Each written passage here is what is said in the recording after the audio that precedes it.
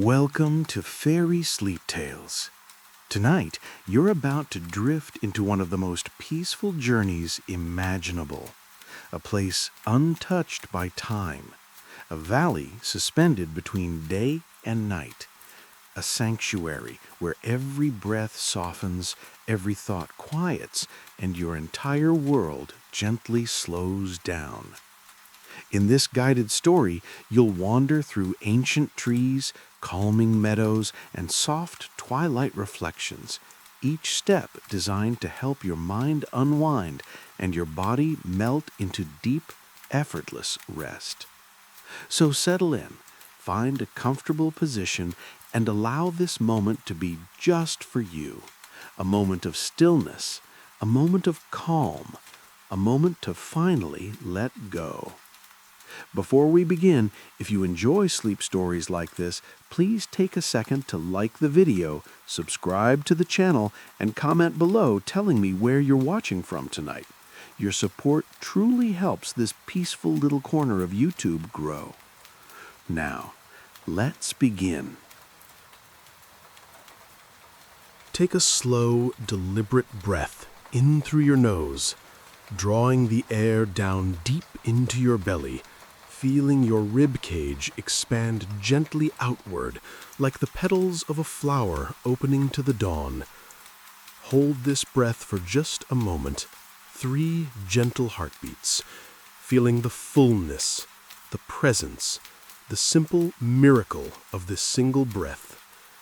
And now, let it out through slightly parted lips, a long, slow exhale that carries with it the weight of the day, the tension in your shoulders, the thoughts that have been circling in your mind like birds seeking a place to land.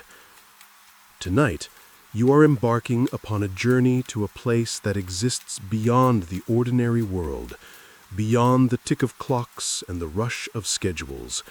You are traveling to a sanctuary where time itself moves like honey, thick and slow and golden, where the light lingers softly between day and night, suspended in that magical threshold when the world holds its breath, where peace doesn't need to be sought or earned, it simply waits, patient and welcoming, in every shadow, every leaf, every whisper of breeze.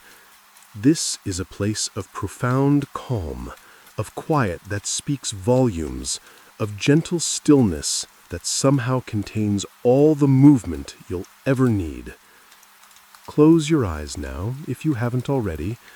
Let the darkness behind your eyelids become a canvas, a doorway, a beginning. Settle more deeply into whatever surface supports you, perhaps a bed, perhaps a chair, perhaps the earth itself. Feel how it rises up to meet you, to hold you, asking nothing in return. Notice the places where your body makes contact, your head, your shoulders, your spine, your hips, your legs, your feet. One by one, invite each part to release just a little more, to trust the support beneath you. With each breath now, imagine your thoughts as physical things, perhaps clouds, perhaps leaves, perhaps small paper boats. Watch them float further away from you, drifting off like leaves carried by a slow, meandering stream that winds through a forest you cannot see but can somehow feel. They're not gone, these thoughts. They're simply elsewhere, resting, waiting, giving you this moment of exquisite freedom. The threshold. First glimpse of twilight. Now, in your mind's eye, picture a valley that exists in a space between worlds, a liminal realm that opens only when consciousness softens, when the boundaries between waking and dreaming grow thin and permeable. This is a valley that exists between day and night, suspended eternally in that sacred hour when transformation happens, when one state of being gives way to another. Here, The sun never fully sets in a blaze of glory, nor does it ever fully rise. Instead, it hovers perpetually at the horizon, neither ascending nor descending, casting a gentle, diffused light that seems to come from everywhere and nowhere at once. The stars, too, remain in their twilight state, present but not quite visible, like secrets whispered just below the threshold of hearing. The sky above this valley hangs like a great canvas painted by an artist who understands the language of peace. It is a symphony of soft colors that blend seamlessly into one another. Deep lavender that reminds you of fields you once walked through as a child. Warm peach like the inside of a seashell held up to the fading light.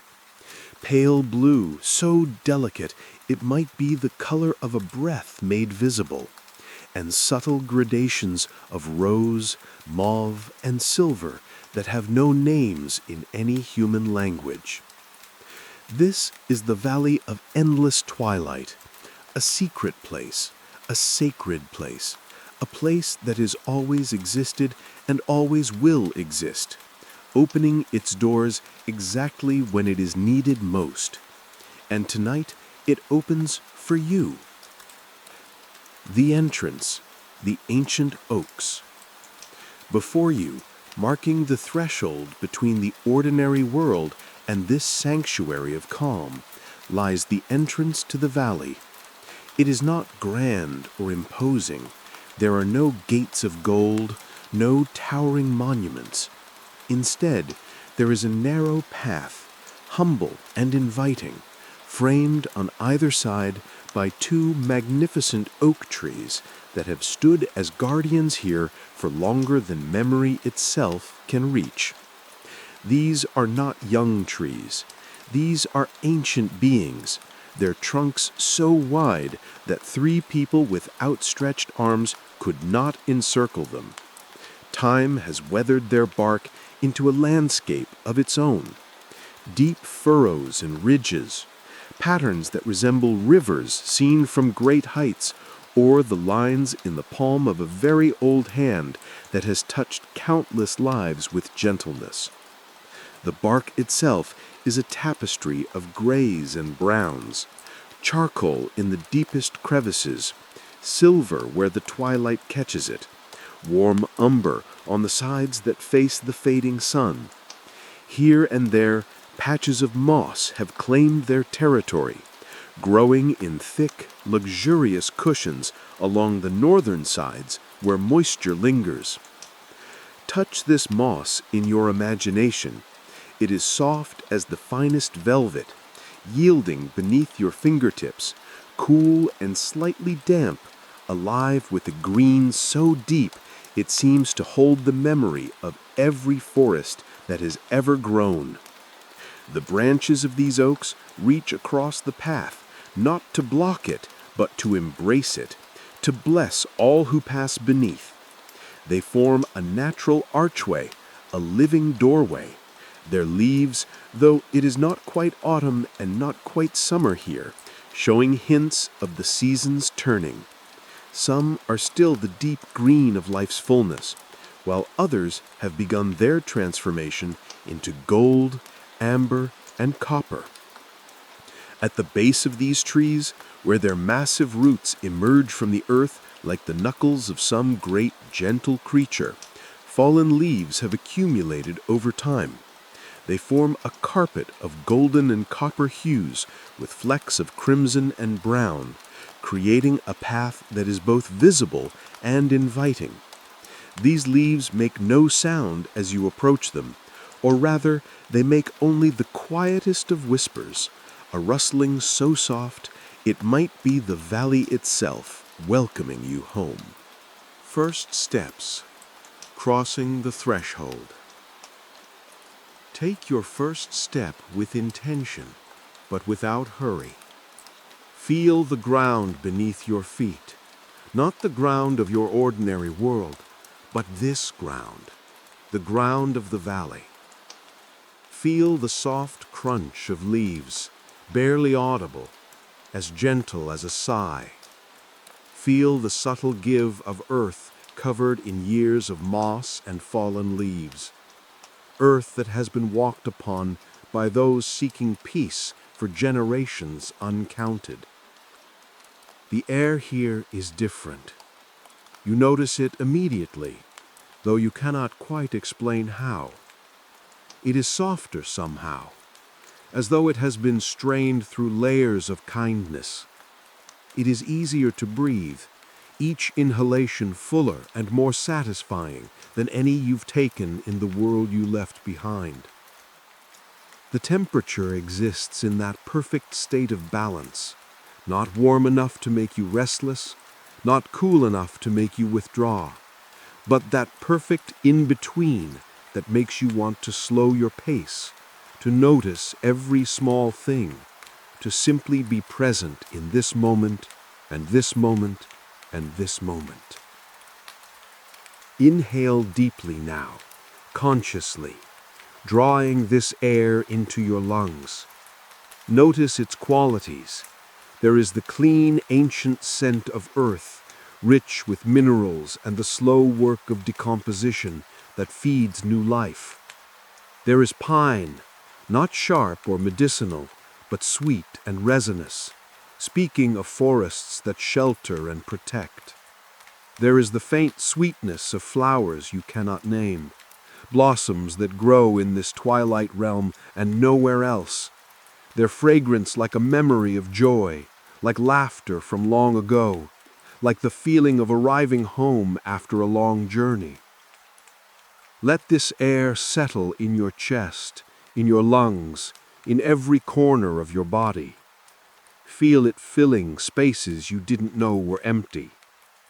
And as you exhale, slowly, completely, without forcing, imagine all tension leaving your body.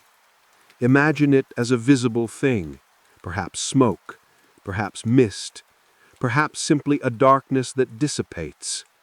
It drifts away into the twilight air, dissolving completely, absorbed by this place that knows how to transform heaviness into light. The descending path, deeper into peace. The path curves gently downward now, not steeply, but with the gradual slope of a story unfolding at its own perfect pace. It guides you deeper into the valley with each step, and you trust it completely. The trail is well worn, but not by crowds, only by those who have needed what this place offers, who have come seeking solace and found it waiting. On either side of the path, wildflowers grow in quiet abundance. These are not the bold, brash colors of midday gardens designed to shout for attention. These flowers speak in whispers, in soft and calming shades that soothe rather than stimulate. Cream-colored petals with the faintest hints of pink at their centers, like the blush of contentment on a child's cheek. Pale lavender blooms, the color of twilight itself, swaying lightly in a breeze you can barely feel, but somehow always sense. Tiny white flowers, almost luminous, that seem to glow faintly in the dim light, as though they have captured and stored the essence of peace itself, and now release it in gentle, ongoing waves.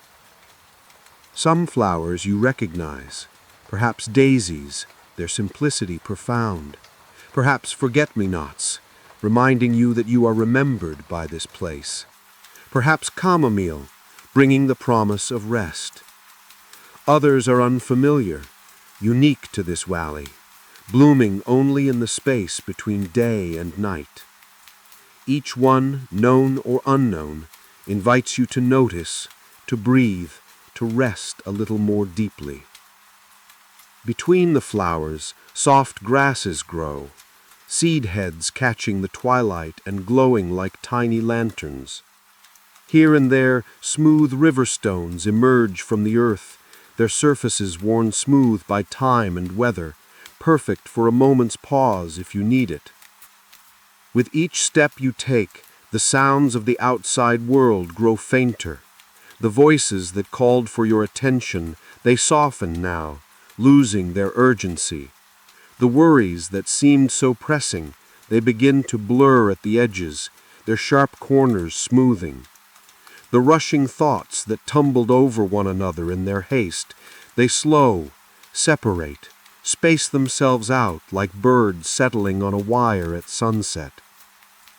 These sounds, these concerns, these thoughts, they do not vanish entirely, and that's important.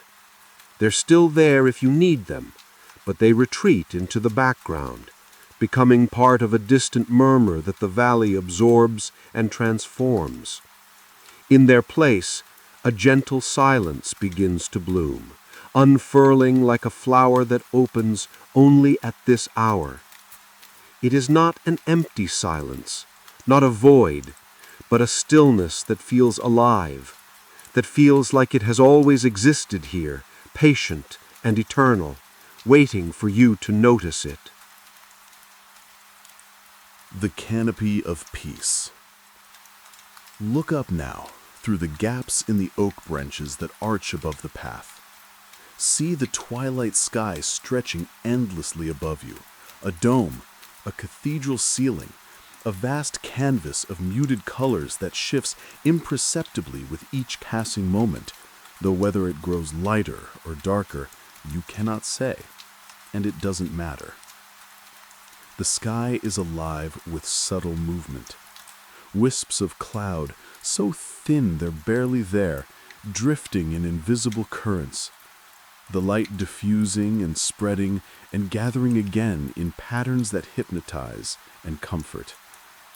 Somewhere in that vast expanse, a bird calls, perhaps a thrush, perhaps a dove, perhaps a species that exists only in this realm. Its note is clear and pure, hanging in the air like a bell tone, sustaining longer than seems possible, then fading slowly, reluctantly, leaving behind only calm, only peace, only the echo of beauty. Each step you take into this valley is a step deeper into stillness. You can feel it in your body now. Your shoulders have dropped, perhaps without you noticing. Your jaw has unclenched. The muscles in your face have softened.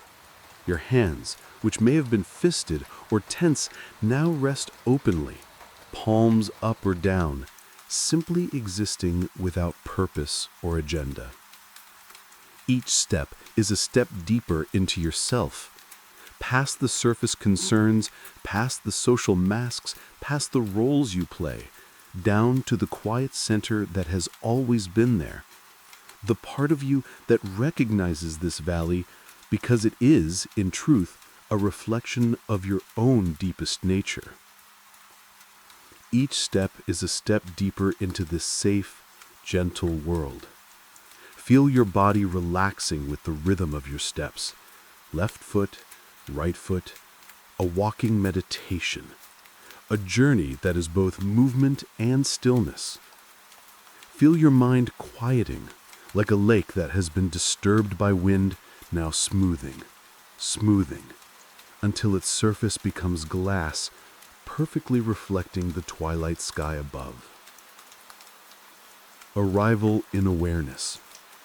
The valley is here, vast and patient, extending in all directions around you now.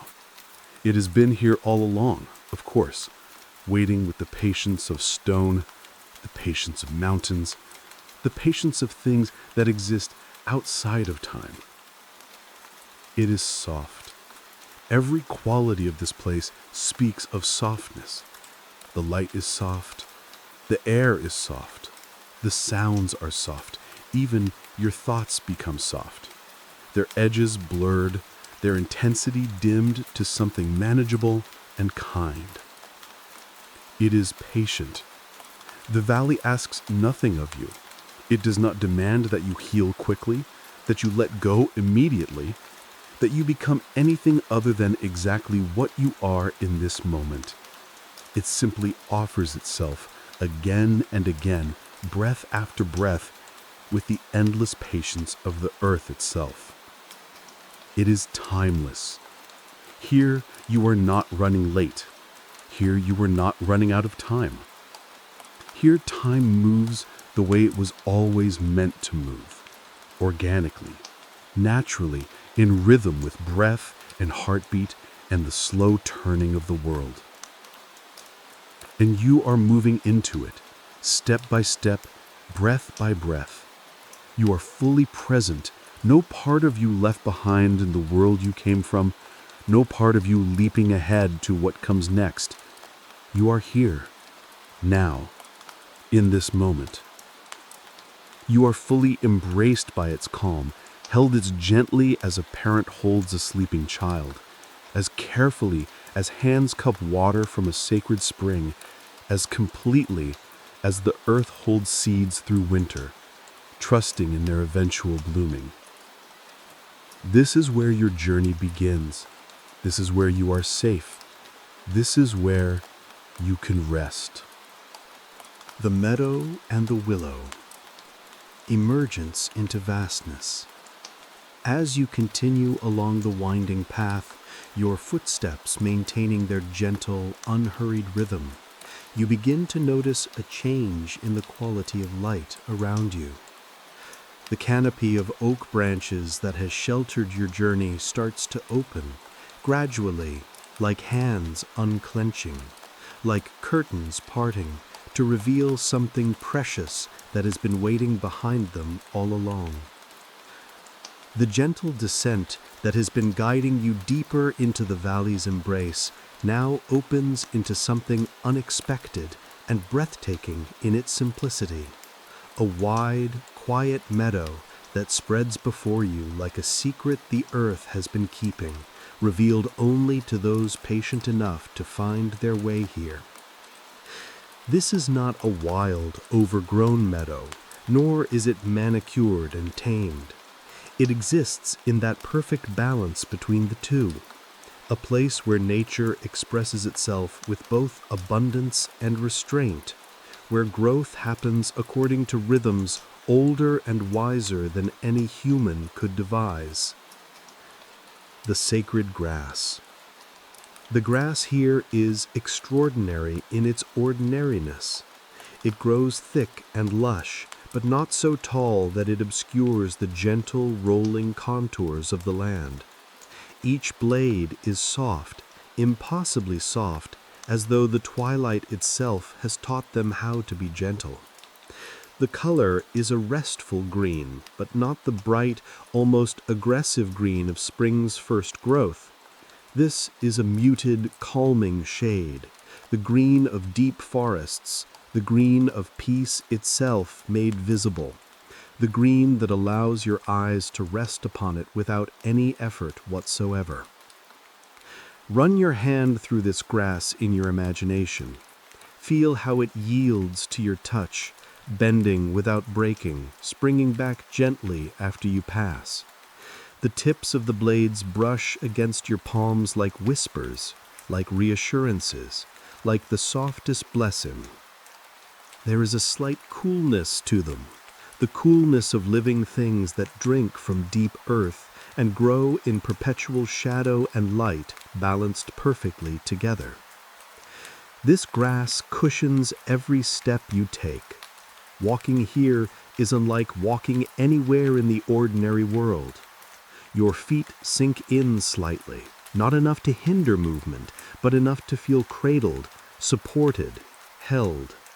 The ground beneath is yielding but firm, giving you the sensation of walking on something alive and aware, something that knows you are here and welcomes your presence. Each step invites you to slow down even further. You thought you had already slowed to the pace of peace, but the meadow teaches you that there are layers to slowness, depths to calm that you haven't yet discovered. Your steps grow more deliberate, more conscious. You become aware of the act of walking itself, the shift of weight from one foot to the other, the gentle engagement of muscles, the small miracle of balance and movement combined. Stones of memory and rest. Small stones lie scattered across the meadow, and they are not random in their placement. Nothing in this valley is random, though neither is anything forced or arranged with artifice. These stones seem to have found their places through some natural wisdom, some understanding of where they are needed most. Some are smooth and small enough to hold in your hand. These are the size of eggs or hearts or secrets. Their surfaces have been worn with water and time until no rough edges remain, only curves, only gentleness. They are various colors, some the pale gray of dawn clouds, some the deep charcoal of night sky between stars, some with subtle veins of white quartz running through them like captured lightning, some a warm brown that speaks of earth and home. Pick one up in your imagination. Feel its weight in your palm, substantial but not heavy, cool but warming slowly against your skin. Close your fingers around it. This stone has existed for millennia, has seen countless twilights, has absorbed the calm of this place so thoroughly that it radiates peace. You can feel this peace transferring to you through the simple contact of stone against skin. If you wish, you can keep this stone with you as you continue your journey, a talisman of the valley's eternal calm. Other stones are large and flat, perfect for sitting upon. These are scattered throughout the meadow at intervals that feel somehow intentional, as though the valley knows that sometimes the journey requires a pause, a moment to simply be still before continuing onward. Some of these sitting stones are smooth granite, others rough-textured sandstone, still others covered in patches of lichen, pale green and silver medallions that have grown across their surfaces over decades, over centuries. These larger stones hold the warmth of the day that never quite ends here, radiating it gently upward, offering comfort without intensity. They are positioned at various heights, some close to the ground, requiring you to fold yourself low to rest upon them, others higher, more like natural chairs, still others so large and flat they could serve as beds where one might lie back and watch the unchanging stars that never quite appear. The willow, first sight. And then you see it, in the center of this peaceful expanse, positioned not through planting but through destiny, through some agreement between earth and seed made long before you were born, stands a single, ancient willow tree. It is not the largest tree you have ever seen, but it is certainly one of the most magnificent. The trunk rises from the earth with a gentle spiral, as though the tree has been slowly turning its face toward the sun for so many years that the motion has become frozen in wood and bark. The trunk is thick, perhaps 6 feet across at its widest point, and the bark is deeply furrowed, creating vertical channels where rain collects, where insects shelter, where moss grows in the dampest crevices. The color of the bark is complex, silver gray on the surfaces that catch the light, almost black in the deep furrows, with hints of green where lichen has found purchase, and occasional touches of pale tan where the outer bark has peeled away to reveal younger layers beneath. Run your fingers across this bark in your imagination. It is rough, but not abrasive, textured, but not harsh, alive with the slow, patient life that moves through all trees, but seems especially present in this one. But it is the branches, the branches, that make this willow tree into something that transcends its own physical nature and becomes instead a presence, an entity, almost a being. The living curtain. The branches cascade downward from points high on the trunk, flowing like waterfalls frozen mid-fall, like curtains of green and gold that someone has hung with infinite care. They are long, extraordinarily long, some reaching all the way to the ground and pooling there in gentle curves before rising slightly again, creating loops and arches of living wood. The branches are slender and supple, covered in narrow leaves that alternate along each stem in perfect precision. These leaves are the most delicate shade of green imaginable, the green of new life, of spring light filtered through forest canopy, of hope itself made visible. Along their edges runs the faintest line of gold, as though each leaf has been dipped in light and carries that light with it always. The willow's branches sway slowly, constantly, in a breeze you can barely feel against your own skin, but which the tree, in its sensitivity, registers and responds to completely. The movement is hypnotic, mesmerizing in its gentleness. The branches don't whip or toss as they might in wind. Instead, they sway with the liquid grace of kelp moving in ocean currents, with the smooth rhythm of a dancer who has performed the same choreography for so long that it has become indistinguishable from breathing. Watch this movement for a moment. Let your eyes trace the path of a single branch as it curves through the air, so slowly you can barely perceive the motion, yet continuously, endlessly. The movement is both random and ordered, both chaotic and ordered, following laws of physics and air and growth that create beauty without trying, without even knowing that beauty is what they create. The tree seems alive with calm, not just alive in the biological sense, though it certainly is that, but alive with an almost conscious tranquility. It radiates a quiet, steady energy that you can feel even from here, even before you've come close. This energy doesn't push towards you, doesn't demand your attention or your approach. Instead, it simply exists, like a low, constant note sustained beneath all other sounds.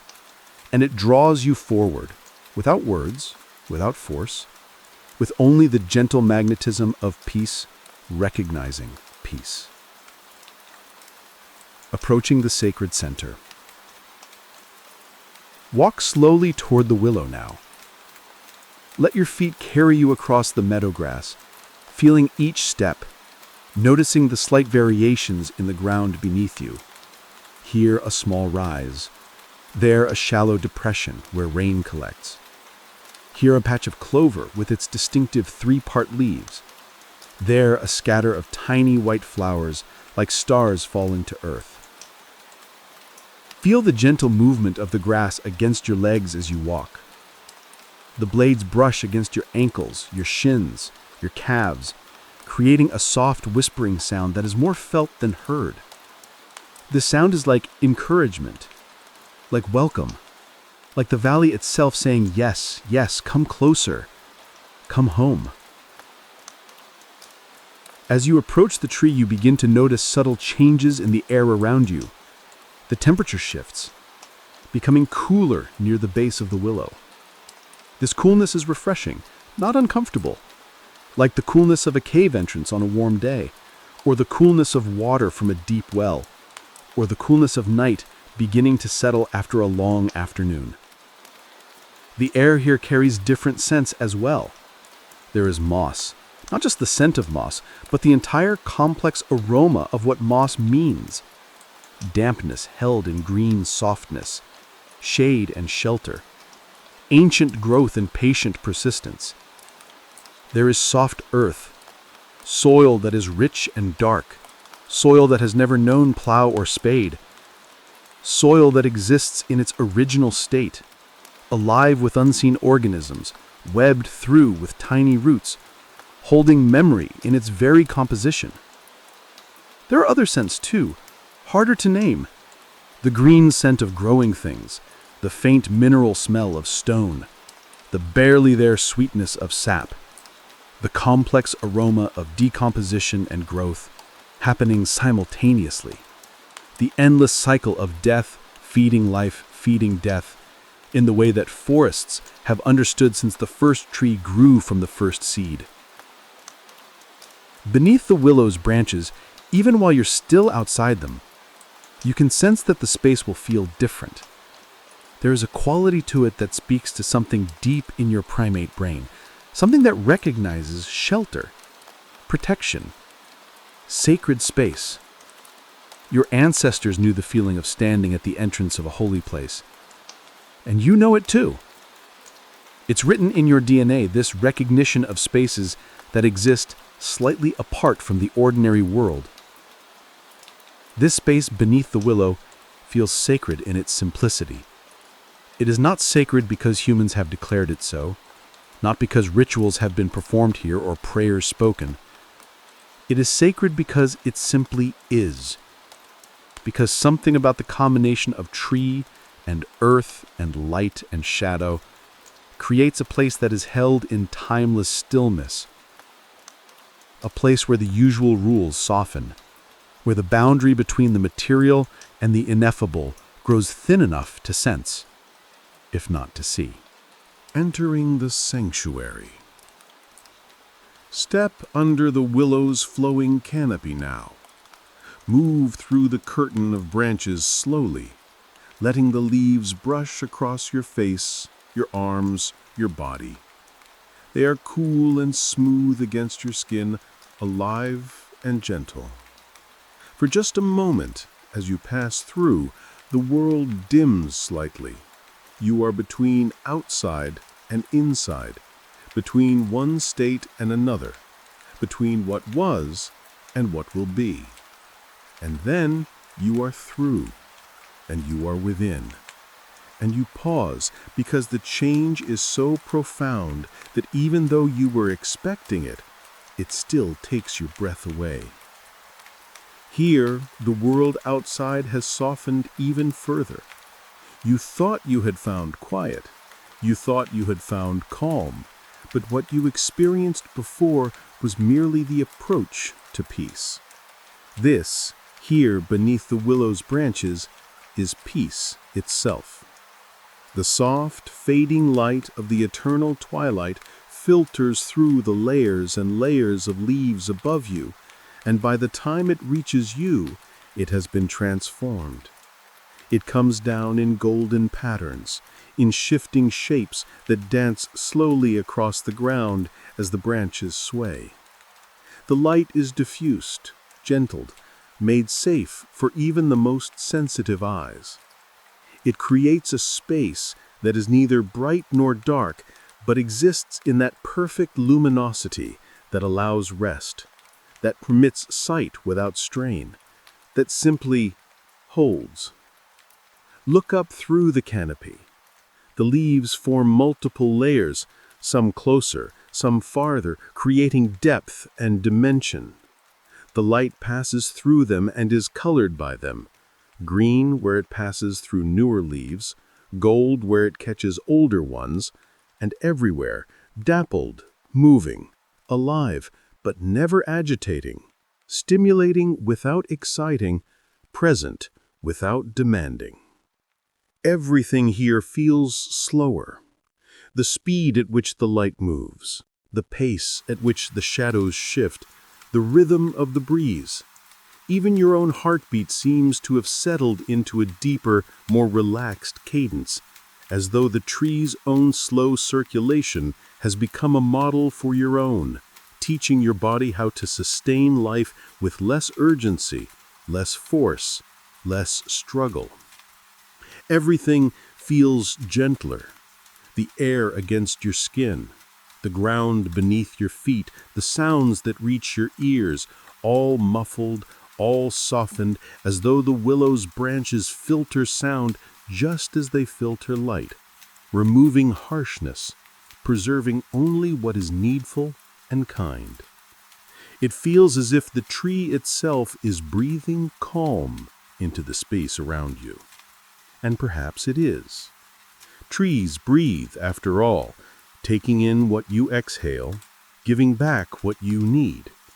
This willow has been breathing here for so long, decades, perhaps centuries, that it has learned to breathe not just air, but peace itself, drawing it up from deep earth through its roots, processing it through the alchemy of its living cells, releasing it through every leaf, every branch, every square inch of bark, finding your place of rest.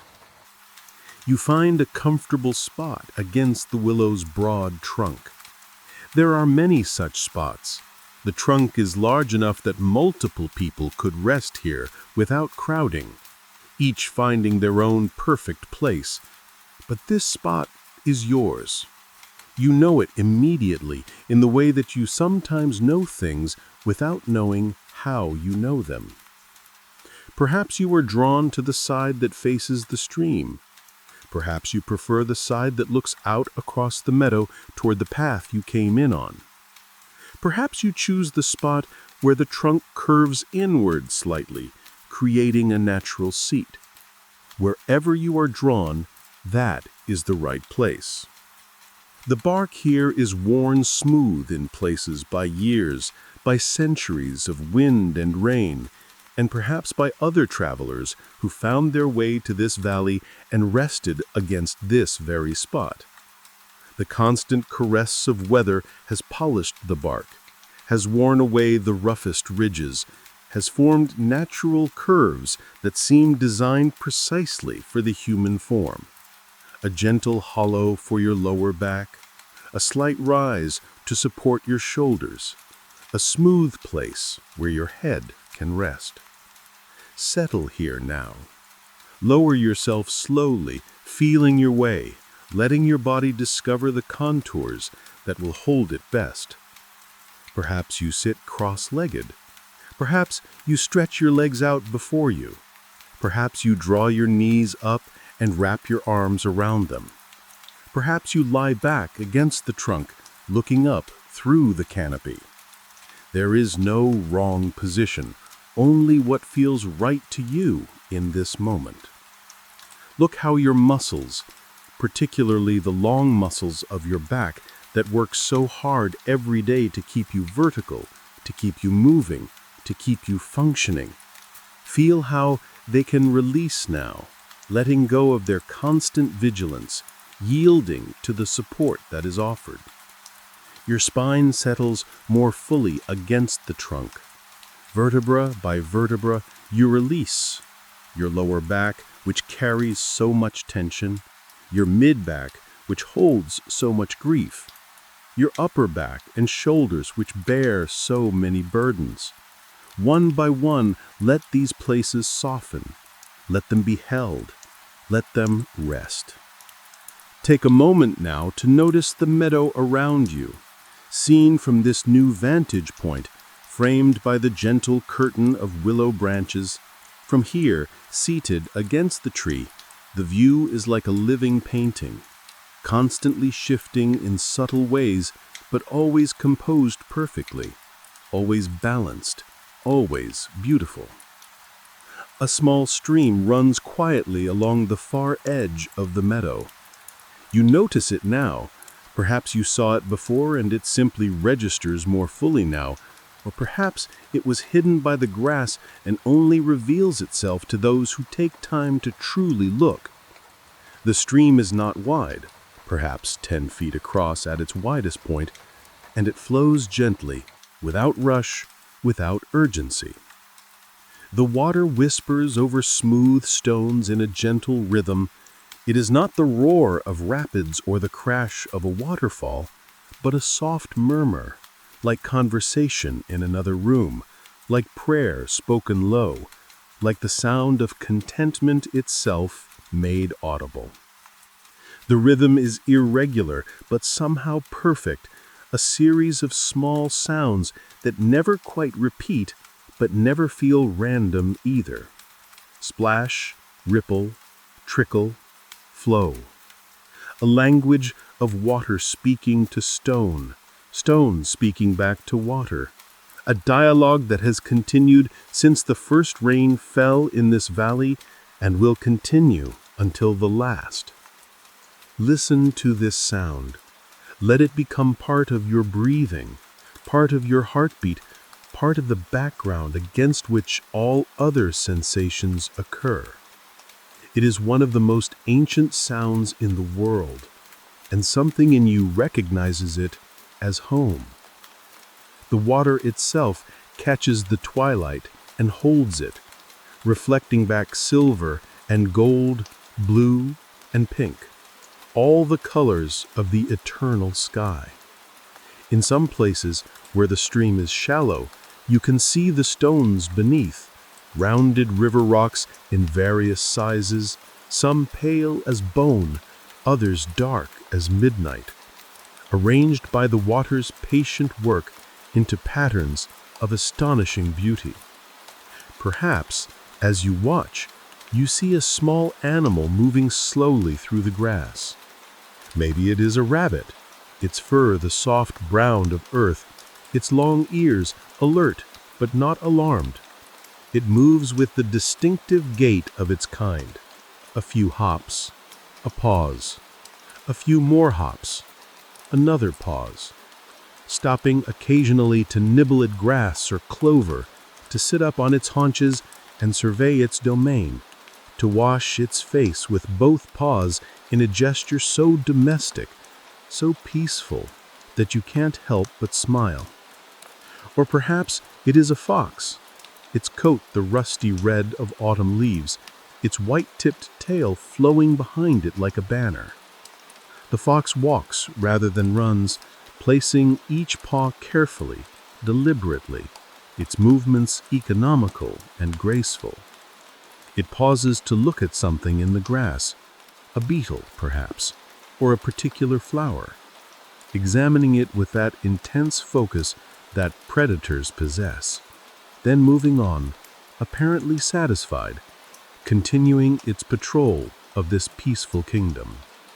Or perhaps it is a deer, stepping carefully on delicate legs, its coat Or perhaps it is a deer stepping carefully on delicate legs, its coat dappled with spots of light and shadow that make it almost disappear against the meadow's edge.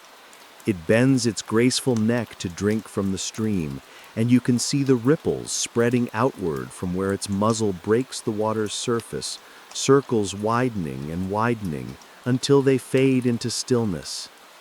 Whatever animal you see, or even if you see none, sensing only their possible presence, there is a quality to their movement, a characteristic they all share.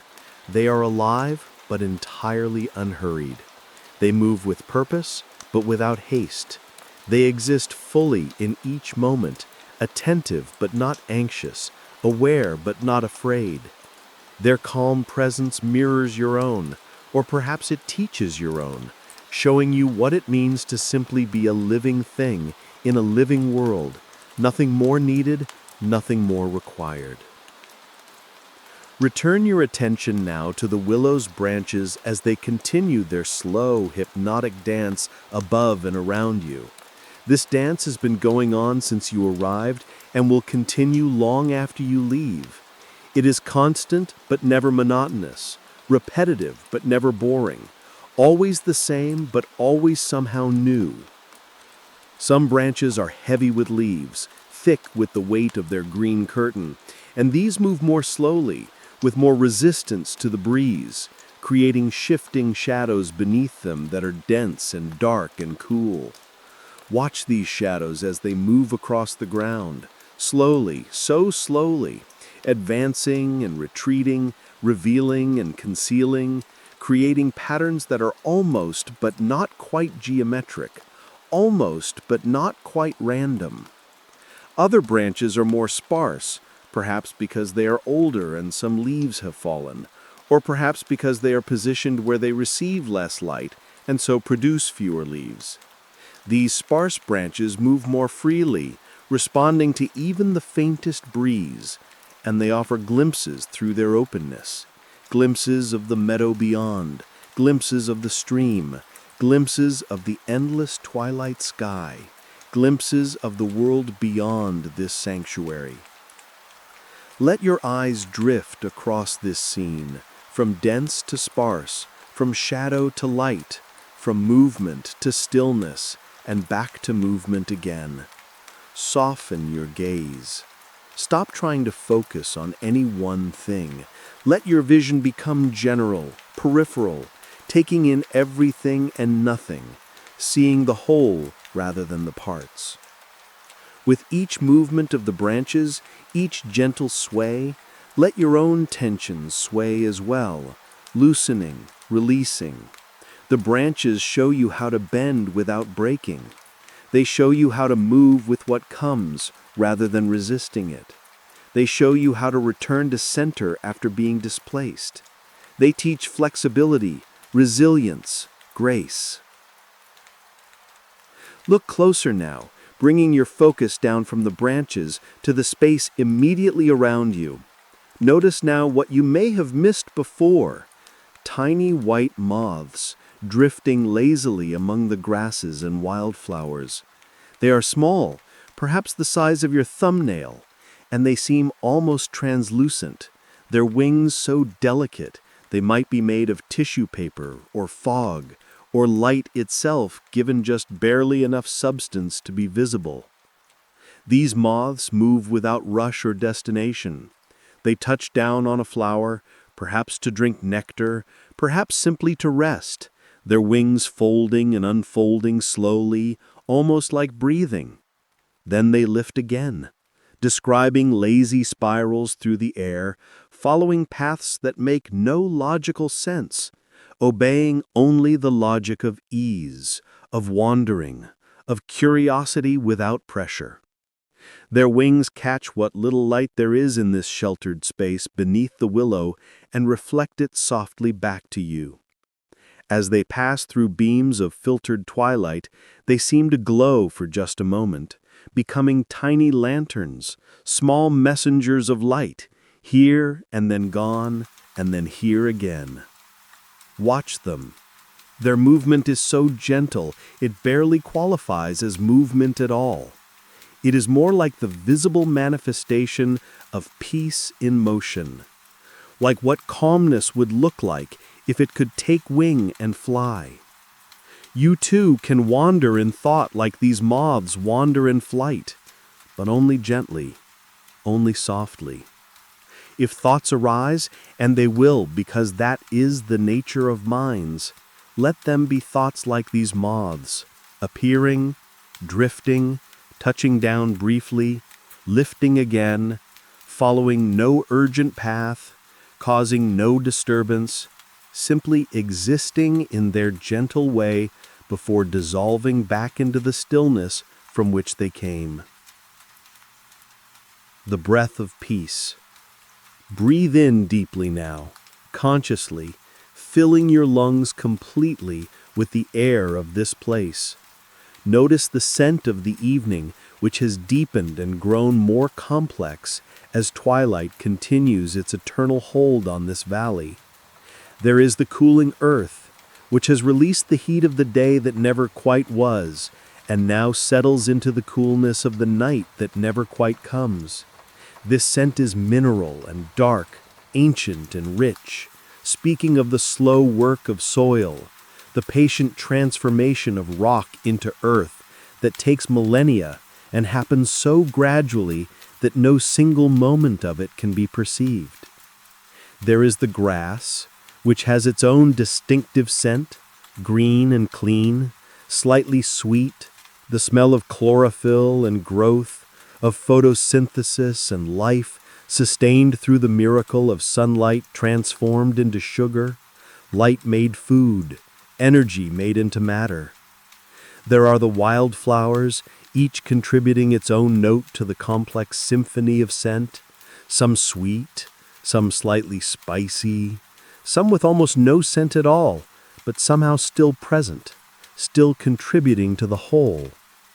And there is the subtle promise of water, not the water itself, which is too far away for its scent to reach you directly, but the moisture that it adds to the air, the humidity it creates, the way it changes everything around it slightly, softening, cooling, refreshing. Breathe all of this in. Let these scents fill your lungs, your bloodstream, your entire body. Let them become part of you, if only for these moments. And then exhale slowly, completely, emptying your lungs fully, creating space for the next breath, for the next gift of air, for the next moment of life. Let the peace of the willow fill your lungs on the next inhalation. Fill your chest, expanding your rib cage, feeling the slight stretch in the muscles between your ribs. Fill your entire body with this breath of peace, letting it flow through your bloodstream to every cell, every tissue, every organ, every extremity. With each breath, tension melts. It doesn't disappear instantly. Transformation is often gradual, but it softens, weakens, begins to dissolve like sugar in warm water, like fog in morning sun, like ice in the first warmth of spring. Your shoulders drop further with each exhalation. They have been holding themselves up, holding tension, holding responsibility, holding the weight of the world, and now they can release. Drop them down, away from your ears. Let them be heavy. Let gravity have them. Let them rest. Your jaw unclenches. You may not have even realized it was clenched, may not have noticed the constant low-level tension in the muscles of your face, but it is there in almost everyone, almost always. Now it can release. Let your teeth separate slightly. Let your tongue rest heavily in your mouth. Let the muscles of your face, your forehead, your cheeks, your jaw, all soften, all release. Your hands rest loosely, palms open or gently closed, fingers relaxed and slightly curved in their natural position of rest. They do not grip, they do not clench, they do not hold. They simply exist, these remarkable instruments, resting now from their constant work, their constant doing, allowing themselves the luxury of simply being. The dissolution of time. As you sit here, fully supported by the willow, held by the meadow, embraced by the twilight, something subtle but profound begins to happen. Time begins to lose its urgency. The clock time that governs the ordinary world, the time of appointments and deadlines, of schedules and obligations, of past and future constantly pulling at the present. This time begins to loosen its grip. Its borders become permeable. Its definitions become vague. Minutes may be hours here. An entire age of the earth might pass while you take 3 breaths. Civilizations rising and falling in the space between heartbeats. Or hours may be minutes. What feels like a long rest might be, in the outside world, only moments. But it doesn't matter. It simply doesn't matter. There is no correct duration for this rest. There is no amount of time you should spend here. There is only this: the gentle sway of branches creating their hypnotic patterns against the twilight sky.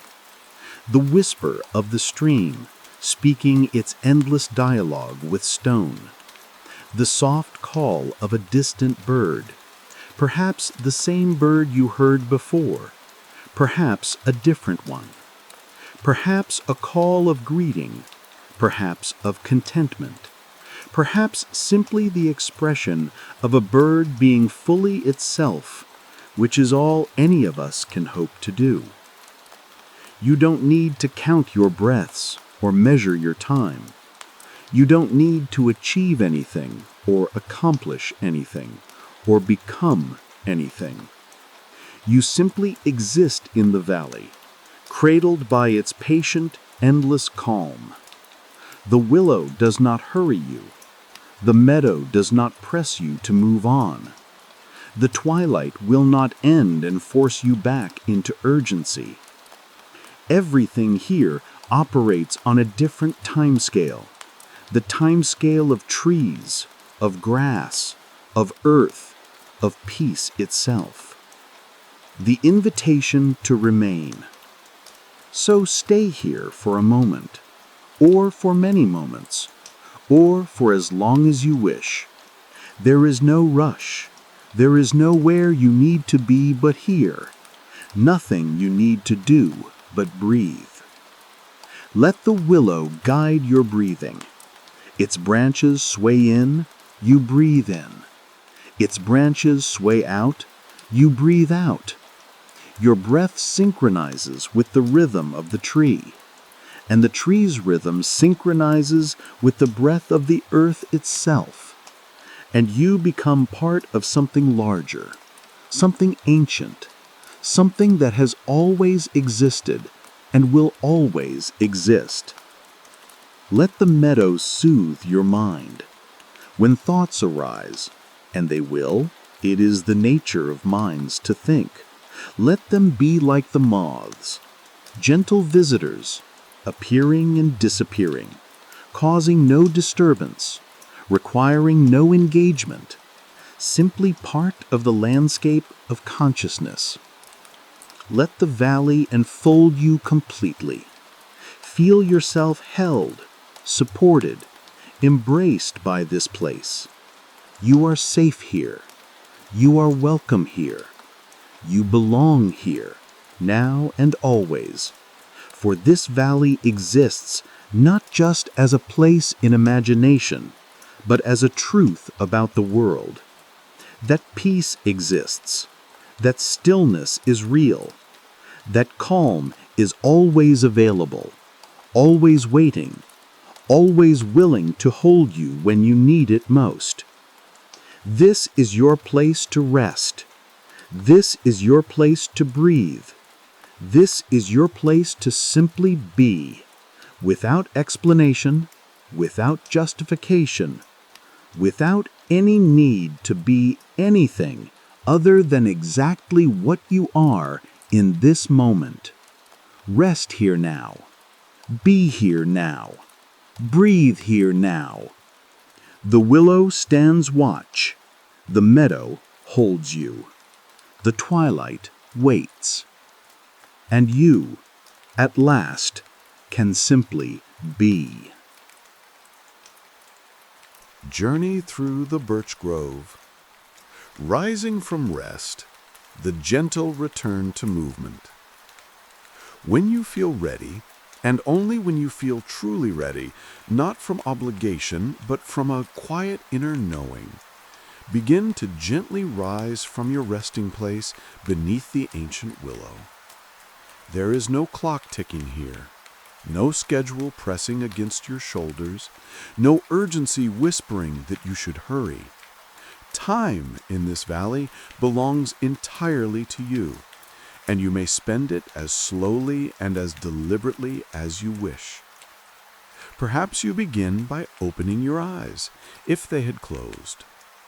The twilight greets you with the same soft, unchanged light, faithful and constant. Perhaps you flex your fingers first, feeling them wake from their rest. Perhaps you roll your shoulders, noticing how much lighter they feel than when you first arrived. Move slowly, the way flowers open to the dawn, gradually, naturally, without force. Place your hands on the earth beside you, feeling its coolness, its solidity. Press gently and shift your weight, drawing your legs beneath you.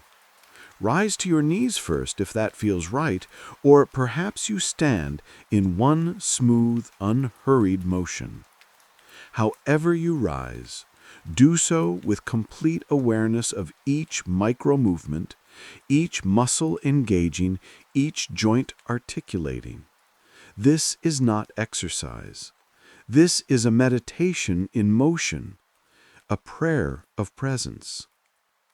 Stand now, fully upright, and take a moment to find your balance. Feel your feet connecting with the ground, roots reaching down through the meadow into the earth below. Feel your spine lengthening, your head floating gently upward, as though a silver thread connects the crown of your head to the twilight sky itself. You are here, present, embodied, and ready to continue your journey deeper into peace. The path forward, across the meadow. Every step you take from this point forward is deliberate, slow, and mindful. You are not walking to arrive somewhere else. You are walking to be fully present in each moment of the walking itself. The path ahead winds softly through the meadow, curving with the natural contours of the land, never forcing its way, but always inviting, always suggesting, this way, come this way. The meadow seems to breathe with you as you walk. The grasses, grown tall in some places and soft in others, sway in an invisible breeze that touches everything with the same gentle attention. Notice now how the grass brushes softly against your legs as you move through it, cool and tender, like fingers trailing across your skin with affection, but without demand. Some stalks are still green, others have turned golden, creating a tapestry of colors that shift as you pass through them. Each blade of grass you touch in passing bends and then returns to its place, resilient and patient, a small lesson in the art of yielding without breaking. Tiny seed heads, delicate as lace, catch on your clothing and release again, spreading their potential across the valley in a dance that has been happening since the valley began. The small stream that accompanied you in the meadow continues beside the path now, a faithful companion. Its voice is steady and soothing, a constant murmur that sounds almost like words if you listen in just the right way, though what language it speaks you cannot say. The water flows over smooth stones, some gray as twilight, some amber as old honey, some speckled like birds' eggs. Watch the water for a moment. See how it navigates around obstacles without complaint, finding its path with effortless grace. See how it carries leaves and twigs, bearing them gently downstream, never clutching, never holding on. The stream shares its calm with the world through its very movement, teaching that peace can flow, can move, can carry us forward without force or friction. The air here feels lighter somehow, less dense than the air of the ordinary world. It carries with it the soft scent of moss, that ancient primal smell of growth and patience, of things that thrive in shadow and shade. There is earth in the air too, rich, loamy, alive with microorganisms you cannot see, but can somehow sense. The fundamental soil from which all life emerges. And threading through it all, the lingering fragrance of flowers you passed earlier, not overwhelming, but present, like the memory of joy that stays with you after laughter has faded. This air wraps around you like an invisible cloak, a sense of quiet safety that has weight and substance. Breathe it in consciously. Feel how it enters not just your lungs, but seems to permeate your entire being, as though every cell is drinking it in, being nourished by it, remembering what it feels like to be truly at ease.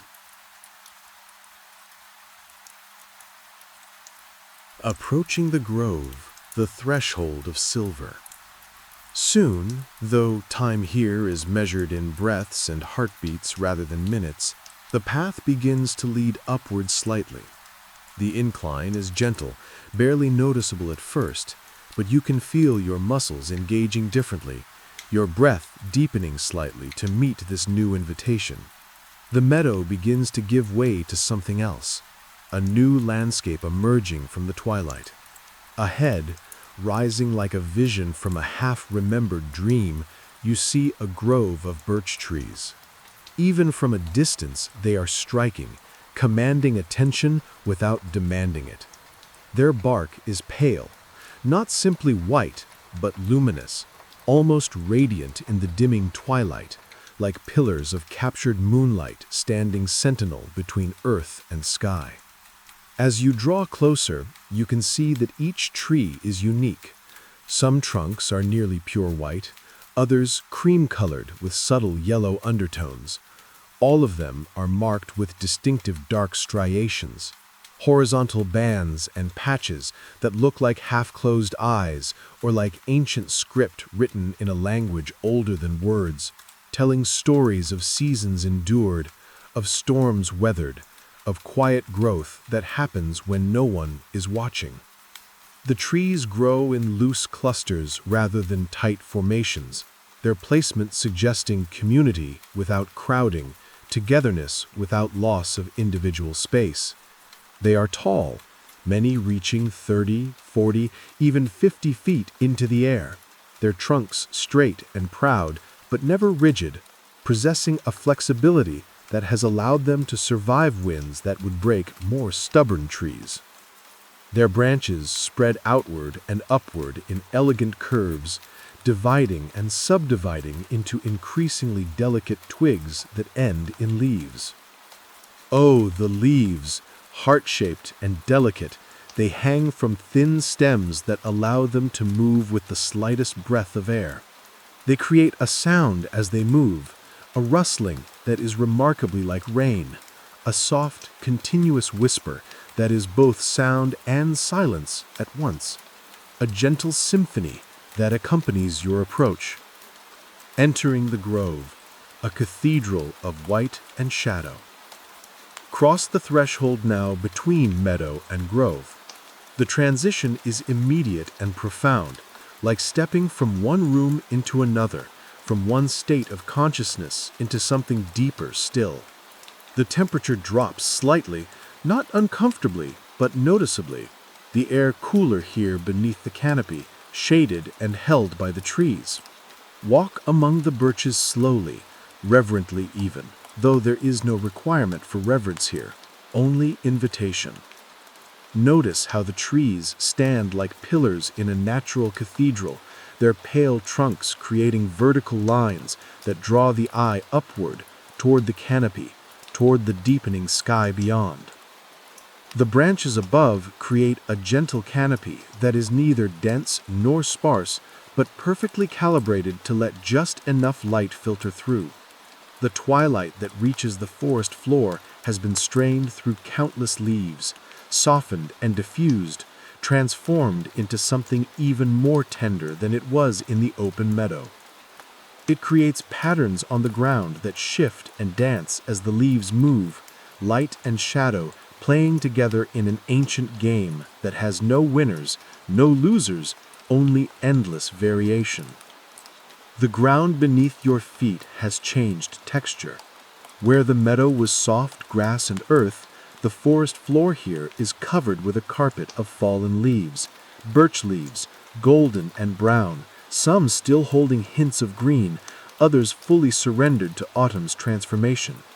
They litter the ground in layers, creating a cushion that hushes every step you take.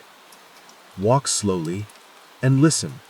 Each footfall produces a gentle rustle, a whisper of leaf against leaf, a sound so quiet it seems to respect the silence rather than break it. The leaves compress slightly under your weight and then spring back, resilient, returning to their positions in the endless cycle of fall and rise, death and renewal. Reach out and touch one of the birch trunks as you pass. The bark is papery in texture, peeling slightly in some places, revealing darker layers beneath. It is cool to the touch, but not cold, dry but not brittle. The horizontal markings are rough under your fingertips, creating a subtle texture like very fine sandpaper. This is not the rough bark of oak or pine. This is something gentler, more yielding, as though the tree itself understands softness.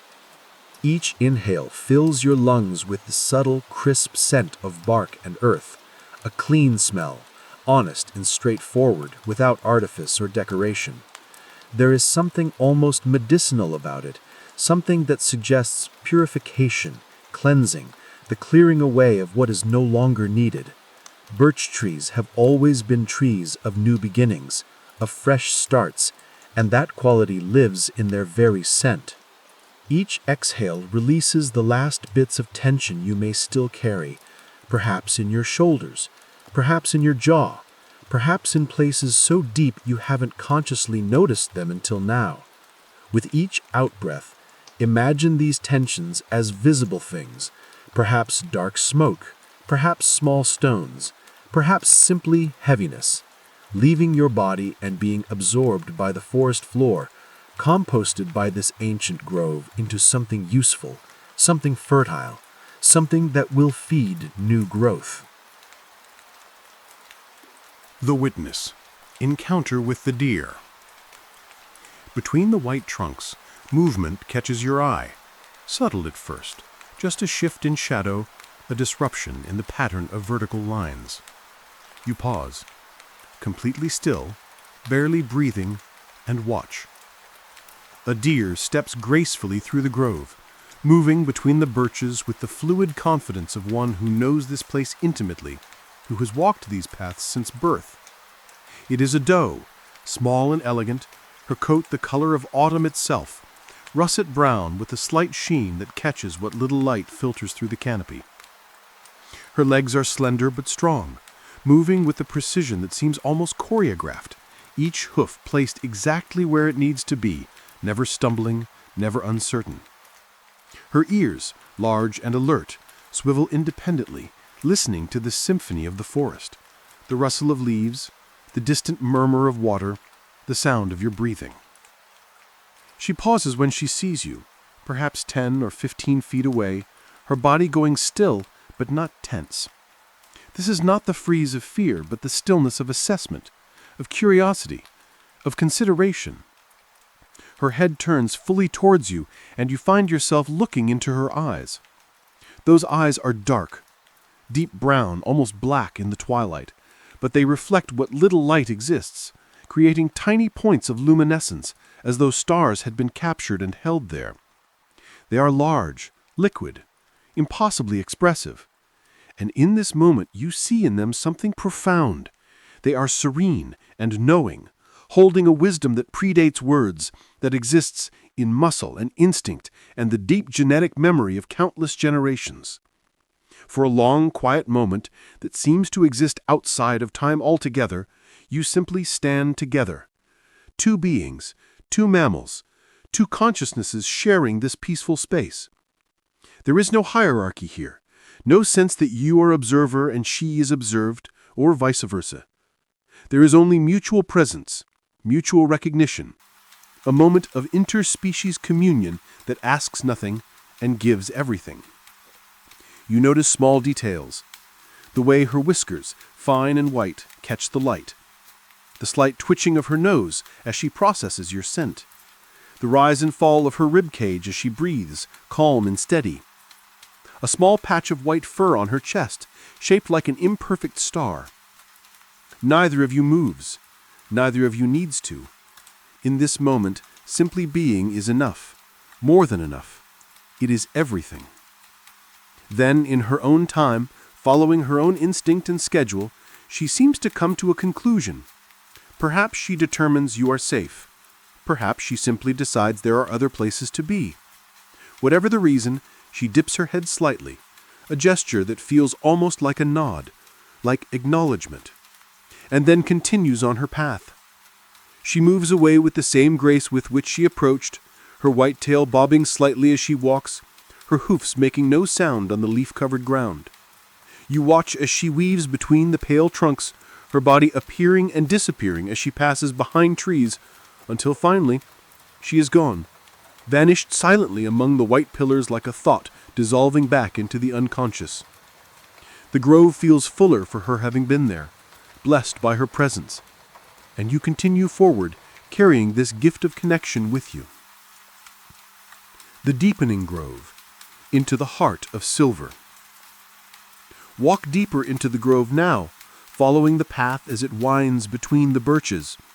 The trees grow closer together here, their trunks creating patterns that shift as you move.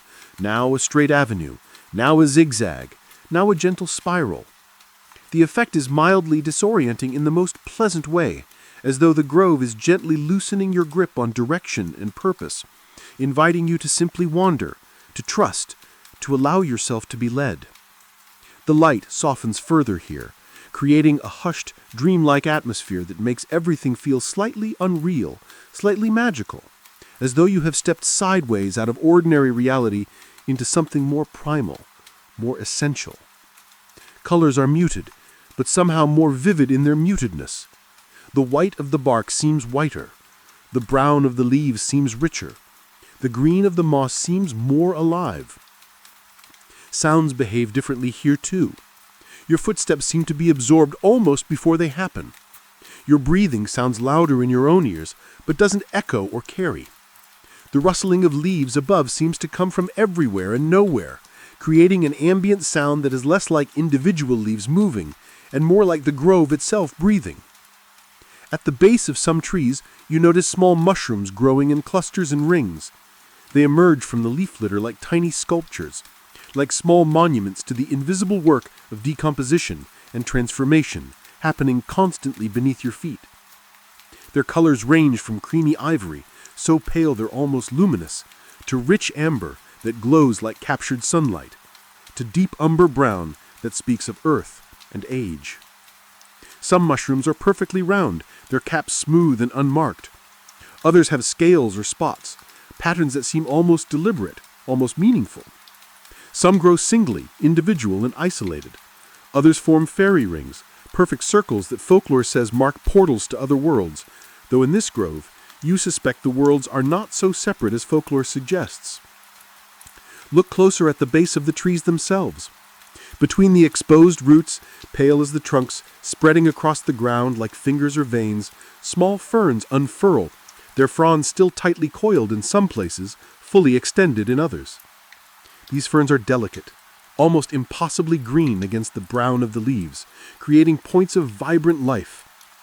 Moss grows here too, thick and lush on the northern sides of the trees, on fallen logs, on stones half buried in the earth. Touch it gently. It is cool and soft, yielding beneath your fingers like the most delicate velvet, slightly damp, alive with microscopic life you cannot see, but can somehow sense. Every detail of this grove seems alive, yet entirely gentle. Nothing here is harsh or sharp or dangerous. Everything moves at the pace of the valley itself, which is to say, at the pace of growth, of patience, of seasons measured in breaths rather than seconds. The heart of the grove, the ancient well.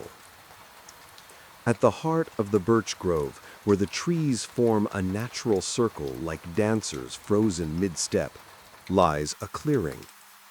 The ground here is more open, the leaf litter thinner, as though countless feet over countless years have worn a smooth space into existence. And in the very center of this clearing, an ancient well waits, quietly, patiently, eternally.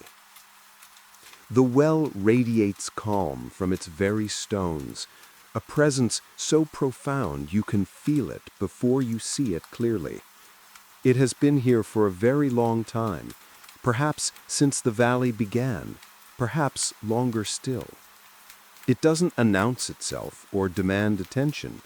It simply exists, offering what it has always offered to those who find their way to this place. Step toward it slowly, with the reverence it has earned through centuries of faithful service. As you approach, details emerge from the twilight. The well itself is constructed of stones, river stones perhaps, or stones quarried from some deep place in the earth. They are gray primarily, but not uniformly so. Some are pale gray like morning fog, others darker like storm clouds, still others showing hints of green and blue, and even pink in their depths. Age has worn them smooth, rounded their edges, softened their surfaces until they gleam slightly in the low light.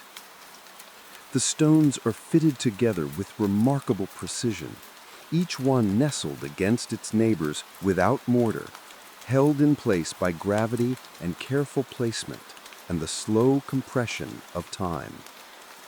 Between some stones, moss has found purchase, growing in the tiny gaps, adding patches of deep green to the gray. In some cracks, tiny ferns have taken root, their delicate fronds waving slightly like small flags of life. The well rises about 3 feet from the ground, its circular wall perhaps 4 feet in diameter, large enough to draw water from comfortably, small enough to feel intimate, personal. The top stones are worn, particularly in one spot where countless hands have gripped them over the years, leaning over to peer into the depths or to pull up the bucket. A simple wooden roof shelters the well, supported by 4 carved posts, one at each cardinal direction. The roof is weathered, the wood silvered by sun and rain and time, but still solid, still faithful to its purpose. It provides enough shelter to keep the worst of leaves and debris from falling into the water below, but it doesn't enclose or constrain. It suggests protection without imprisonment. The posts that hold this roof are remarkable in their own right. They have been carved long ago with patterns that spiral up their length, vines and leaves, birds and branches, patterns that seem organic rather than planned, as though the carver was channeling the forest itself rather than imposing human design upon it. Your fingers itch to trace these carvings, to feel the grooves and ridges worn smooth with weather and time. The well's offering, water of peace. Step closer now, right up to the well's edge. Place your hands on the worn stones, feeling their coolness, their solidity, their patient endurance. Notice the moss thick along the lower stones, creating a living collar of green around the well's base.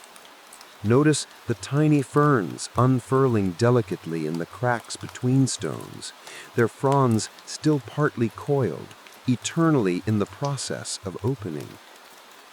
Lean forward slowly and peer over the edge into the well's depths. At first, you see only darkness, a shaft dropping straight down into the earth, lined with the same careful stonework, descending beyond where your eyes can follow. But as your vision adjusts, as you allow yourself to simply look without trying to see, details emerge. Far below, perhaps 10 feet, perhaps 20, perhaps further still, you glimpse the water's surface. It is still, perfectly still, undisturbed by wind or ripple or current. In this stillness, it becomes a mirror, reflecting the circle of twilight sky visible through the well's opening, reflecting the darker circle of the well's mouth itself, creating layers of reflection and reality that blur and merge. The water is dark, but not murky, not the brown darkness of mud or the green darkness of algae, but the clear, deep darkness of purity, of water that has been filtered through layers of stone and earth and time until all impurities have been removed, until only essence remains. It looks cool and inviting, pristine, untouched by the concerns of the upper world.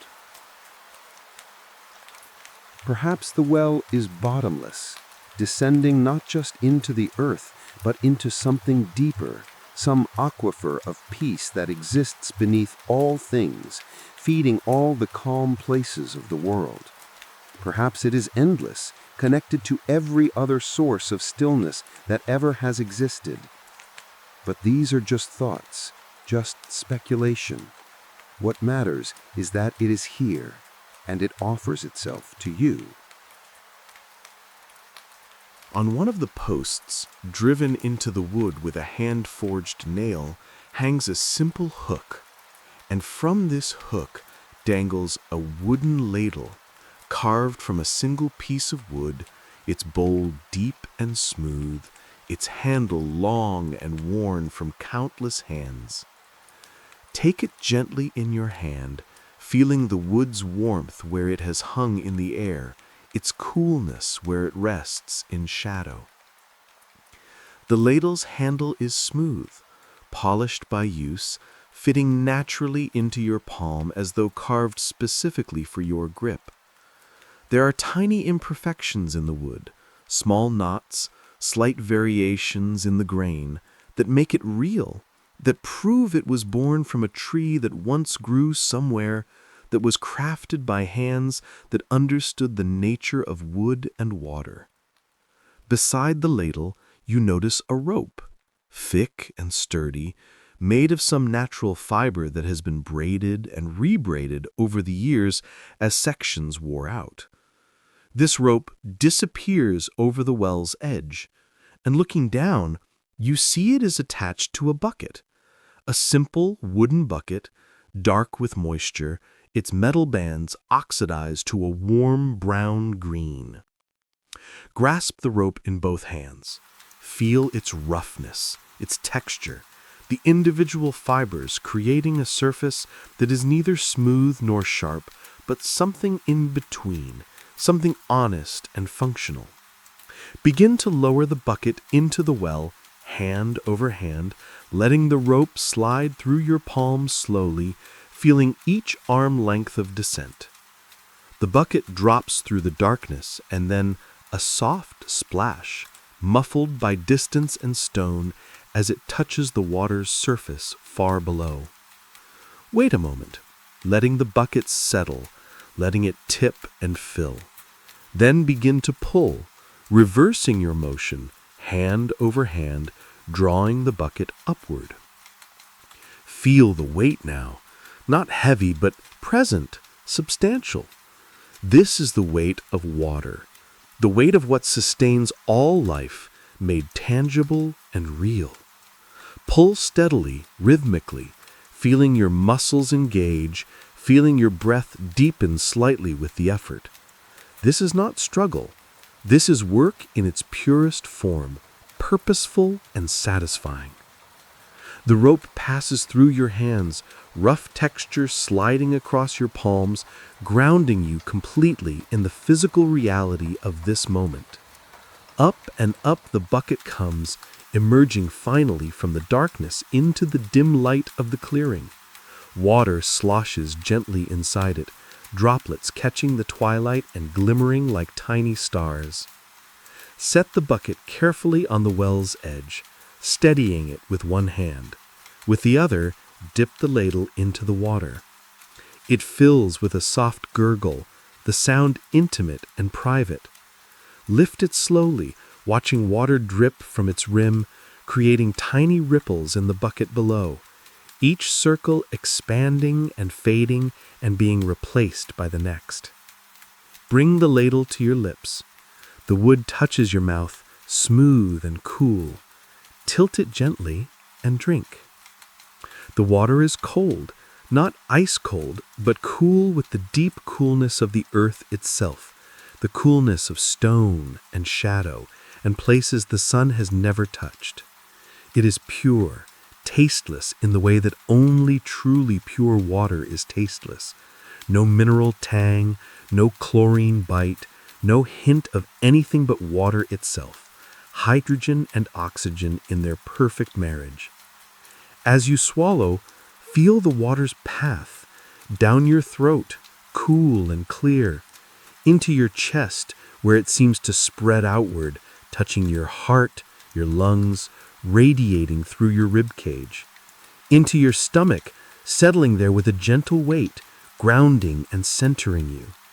But the sensation doesn't stop there. Drink again and feel the water's calm spreading through your entire body as though each molecule carries peace within it, distributing it to every cell. Coolness flows from your chest to your fingertips, a gentle wave moving down your arms, through your elbows, into your wrists, all the way to the tips of your fingers, which tingle slightly with the sensation.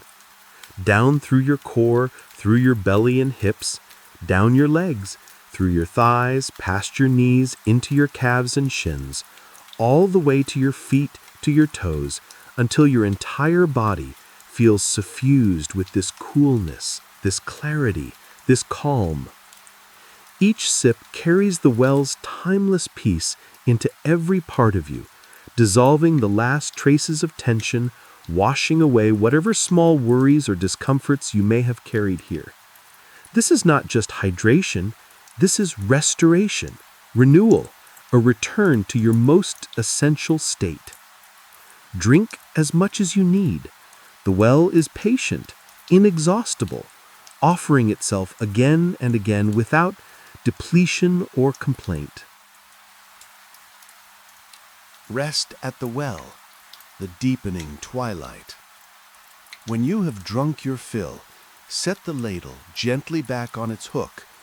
It swings slightly, then settles, ready for the next traveler who will find their way to this place. Move now to sit on the stone edge of the well, finding a comfortable position, perhaps with your back resting against one of the carved posts, perhaps facing outward toward the grove, perhaps turned inward toward the well's depths. Feel the solid wood of the post supporting you without effort, steady and patient. It asks nothing of you, not gratitude, not recognition, not even awareness.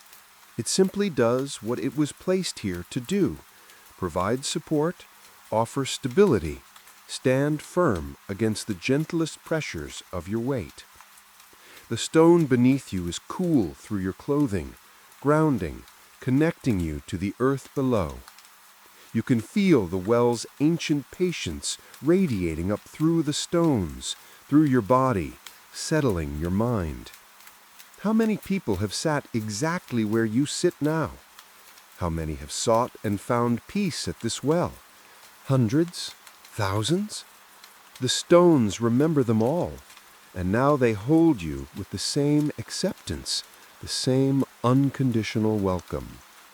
Look out now through the birch grove, letting your eyes unfocus slightly, taking in the whole scene rather than fixing on any particular detail. The pale trunks stand like quiet guardians of the valley, their white bark glowing softly in the changing light. They form patterns, vertical lines that draw the eye upward, that suggest connection between earth and sky, between root and crown, between what is grounded and what reaches toward infinity. Between the trunks, you can see hints of the path you traveled to get here.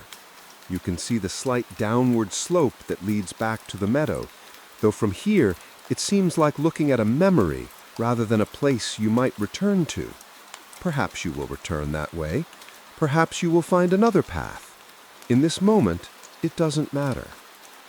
The twilight is deepening overhead now, shifting to soft indigo and violet, colors that exist in that liminal space between blue and purple, between day and night, between consciousness and dreams.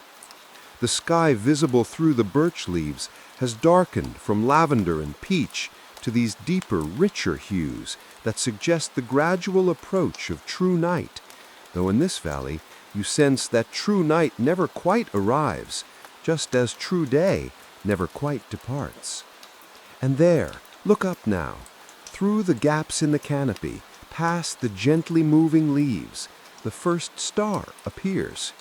It is faint and steady, a small point of light that seems impossibly far away, and yet somehow intimate, personal, as though it is shining specifically for you, specifically for this moment. It hangs in the deepening blue like a gentle promise, the promise that even in darkness there is light, that even in emptiness there is something, that even in solitude there is connection to something vast and eternal. Breathe in this stillness now. Draw it into your lungs as you drew in the water. feeling it permeate your being. Let the grove, with its silver trunks and whispering leaves, settle into your awareness. Let the well, ancient and patient, anchor you in this timeless moment.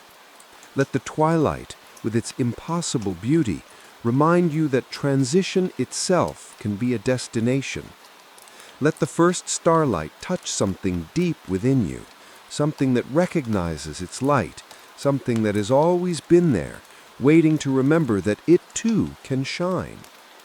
Feel your heart slowing further, each beat more spacious than the last, less urgent, more peaceful. The rhythm becomes something you notice rather than something that happens to you, and in noticing it, you become aware of how perfectly it coordinates with your breath, with the gentle sway of the birch leaves, with some larger rhythm that underlies all things. Feel your muscles softening even more than they already have, releasing layers of tension you didn't know you were carrying. Your shoulders drop another quarter inch. Your jaw, which has been clenched for so long you forgot what unclenched feels like, finally lets go completely. Your hands rest openly, palms turned upward or downward, it doesn't matter. Just resting, just being, no longer grasping or holding or doing anything at all. Feel your thoughts floating lightly now, like leaves on the surface of a pond you may soon see, each thought separate from the others, drifting in its own time and direction, none of them urgent, none of them demanding your attention. You can watch them if you wish, or you can let them float past unexamined. Either way is fine. Either way is perfect. The heart of peace, complete arrival. Here, at the heart of the birch grove, sitting at the edge of the ancient well, beneath the first star's gentle light, time has slowed entirely, not stopped, but slowed to a pace that matches the growth of stone, the falling of leaves, the turning of seasons. Each moment expands to hold everything you need it to hold, and nothing is rushed, nothing is hurried, nothing is lost. There is nothing to do here, no task to complete, no problem to solve, no question to answer. There is nowhere to rush to, no appointment waiting, no obligation calling, only the quiet, endless peace of the valley, spreading out in all directions like water from this well, touching everything, nourishing everything, asking nothing in return. You are completely safe here, completely held, completely accepted exactly as you are in this moment. The grove accepts you. The well accepts you. The twilight accepts you. The first star shining steadily in the deepening sky accepts you. And in this acceptance, in this complete lack of judgment or expectation or demand, you can finally, fully rest. Breathe slowly. Sit quietly. Be present. The valley holds you. The night is young. And peace, eternal and patient, is yours for as long as you choose to stay. The pond and twilight reflection. Transition, rising and releasing. When you feel ready, and only when you feel truly ready, for there is no hurry here, no schedule to keep, gently begin to rise from the well. There is no urgency in this movement. Let it happen organically, the way mist rises from morning water, the way a flower opens to greet the dawn. Perhaps you press your palms against the cool stone edge, feeling its solidity, its ancient strength. Perhaps you shift your weight slowly, honoring every small adjustment your body makes as it prepares to stand. As you rise, Notice the transition from sitting to standing as though you're experiencing it for the first time. Feel the slight pull of gravity, the engagement of muscles that have been resting, the gentle reorganization of your body as it finds its vertical center once more. There is grace in this simple act, this fundamental human movement that you have performed thousands upon thousands of times. Yet now, in this moment, in this valley, it feels significant, intentional, sacred. Take a moment standing beside the well to honor what you experienced there. Perhaps you place a hand on the stone rim in gratitude. Perhaps you simply bow your head slightly in acknowledgement. The well has held your reflection, your truth, your deepest self. And it will continue to hold these things long after you've moved on, keeping them safe in its dark, cool depths. Now follow the path that winds softly out of the birch grove. This path is different from the one that brought you here, not in appearance, but in what it means.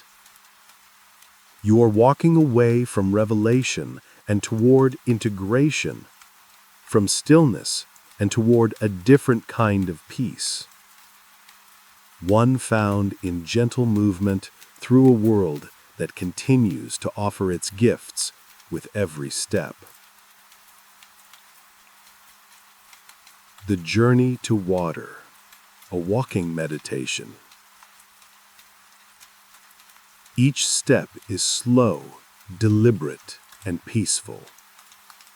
There is nowhere to arrive, really, because you are already here, already present, already home. Walking becomes not a means to an end, but an end in itself, a meditation in motion, a practice in paying attention to the simple miracle of one foot and then another, of balance and breath, and the subtle dance your body performs with gravity and earth. The soft grass brushes against your legs as you walk, each blade bending gently before your passage and then springing back after you pass, resilient and forgiving, leaving no trace of your presence, asking nothing, simply being what it is with complete authenticity. If you're walking barefoot in this visualization, feel the grass between your toes, cool and slightly damp with evening dew that has begun to form. If you imagine yourself wearing something on your feet, feel how the grass whispers against fabric, a soft shushing sound like a mother soothing a child towards sleep. The air carries a different quality now. You notice this shift immediately, though it has come gradually, imperceptibly, the way day becomes evening in the world beyond this valley. It is cooler than it was before, not cold, but refreshingly crisp, awakening your senses with gentle clarity rather than harsh shock. This coolness seems to have texture, as though you could reach out and feel its substance, like silk against your skin, sliding past your face, your arms, wrapping around you in a light embrace. The scent, too, has transformed. There is the unmistakable fragrance of water nearby, not the harsh chemical smell of chlorinated pools or the murky odor of stagnant ponds, but clean, mineral scent of pure water. Water that has filtered through earth and stone, water that holds within it the memory of springs and rain and the slow, patient work of condensation and flow. Mixed with this water scent is something that speaks of evening itself, that indescribable aroma that arrives when the day's warmth begins to recede, when plants release their essential oils, when the earth exhales after holding the sun's heat. There is grass, yes, and there is something floral, subtle night-blooming flowers perhaps, or the last lingering sweetness of day-blooming blossoms giving up their fragrance as they fold their petals for sleep. And underneath it all, there is the valley's quiet energy. Not a scent exactly, but a quality that registers in your senses nonetheless. A presence that feels ancient and benevolent, watchful and kind. The energy of a place that exists specifically to offer sanctuary, specifically to provide what the weary heart needs most. First glimpse, the pond revealed. The path curves gently around a cluster of ferns, their fronds curled at the tips like questions waiting to be asked, or like hands held in gentle supplication. And then, through a natural opening in the vegetation, you catch your first glimpse of the pond. It stops you in your tracks, not dramatically, not with a gasp, but with a subtle cessation of movement, a natural pause. The way you might stop walking when you encounter something so beautiful that moving seems like a form of disrespect, an interruption of a moment that deserves your full, unmoving attention. The path brings you fully to the edge of this small, perfectly still pond, and perfect is truly the word for it. It is not vast. You could walk its circumference in perhaps 10 minutes, perhaps 15 if you paused often to notice things, but its size is precisely right, intimate rather than overwhelming. A pond that invites relationship rather than inspiring awe from a distance. Its surface is like glass.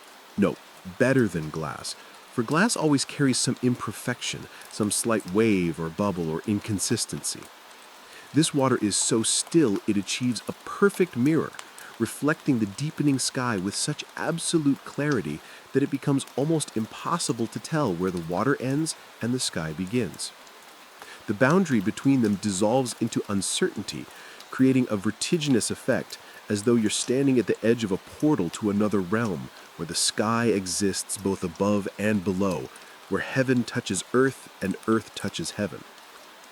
The trees surrounding the pond, mostly willows and alders, with a few mature birches continuing from the grove you've just left, reach over the edges with graceful branches, their leaves hanging down toward the water like hair being washed in a basin. These branches are mirrored below with such precision that the scene doubles itself. Every leaf, every small twig, every subtle variation in bark texture appears both in the world of air and the world of water, creating a symmetrical beauty that speaks of balance, of wholeness, of the way inner and outer realities reflect and inform each other. The dock, an invitation to stillness. From the edge of the pond, a small dock extends outward over the water. Not far, perhaps 12 feet, perhaps 15, just far enough to take you from the shore's edge to a place where you're surrounded by reflection, by water, by the meeting of earth and sky. This is not a new dock, not a recently constructed platform of bright wood and sharp edges. This is a dock that has been here for a long time, though exactly how long it's impossible to say. Its boards are weathered to a soft gray-brown, the color of driftwood, the color of stone, the color of things that have learned patience through exposure to the elements. The wood has been worn smooth by time, by seasons of rain and sun, by the passage of countless feet, though you cannot imagine this dock as heavily traveled. It feels too secret, too personal for crowds. By the subtle work of wind carrying fine particles that polish surfaces over years and decades. Run your hand along the railing as you approach, if there is a railing, or imagine kneeling to touch the boards themselves. They are smooth as river stones, warm still with the memory of the day's light, though the air has cooled. and they carry within them a sense of stability, of reliability, of having supported seekers before you and being ready to support seekers yet to come. The dock emits gentle creaks as you step onto it.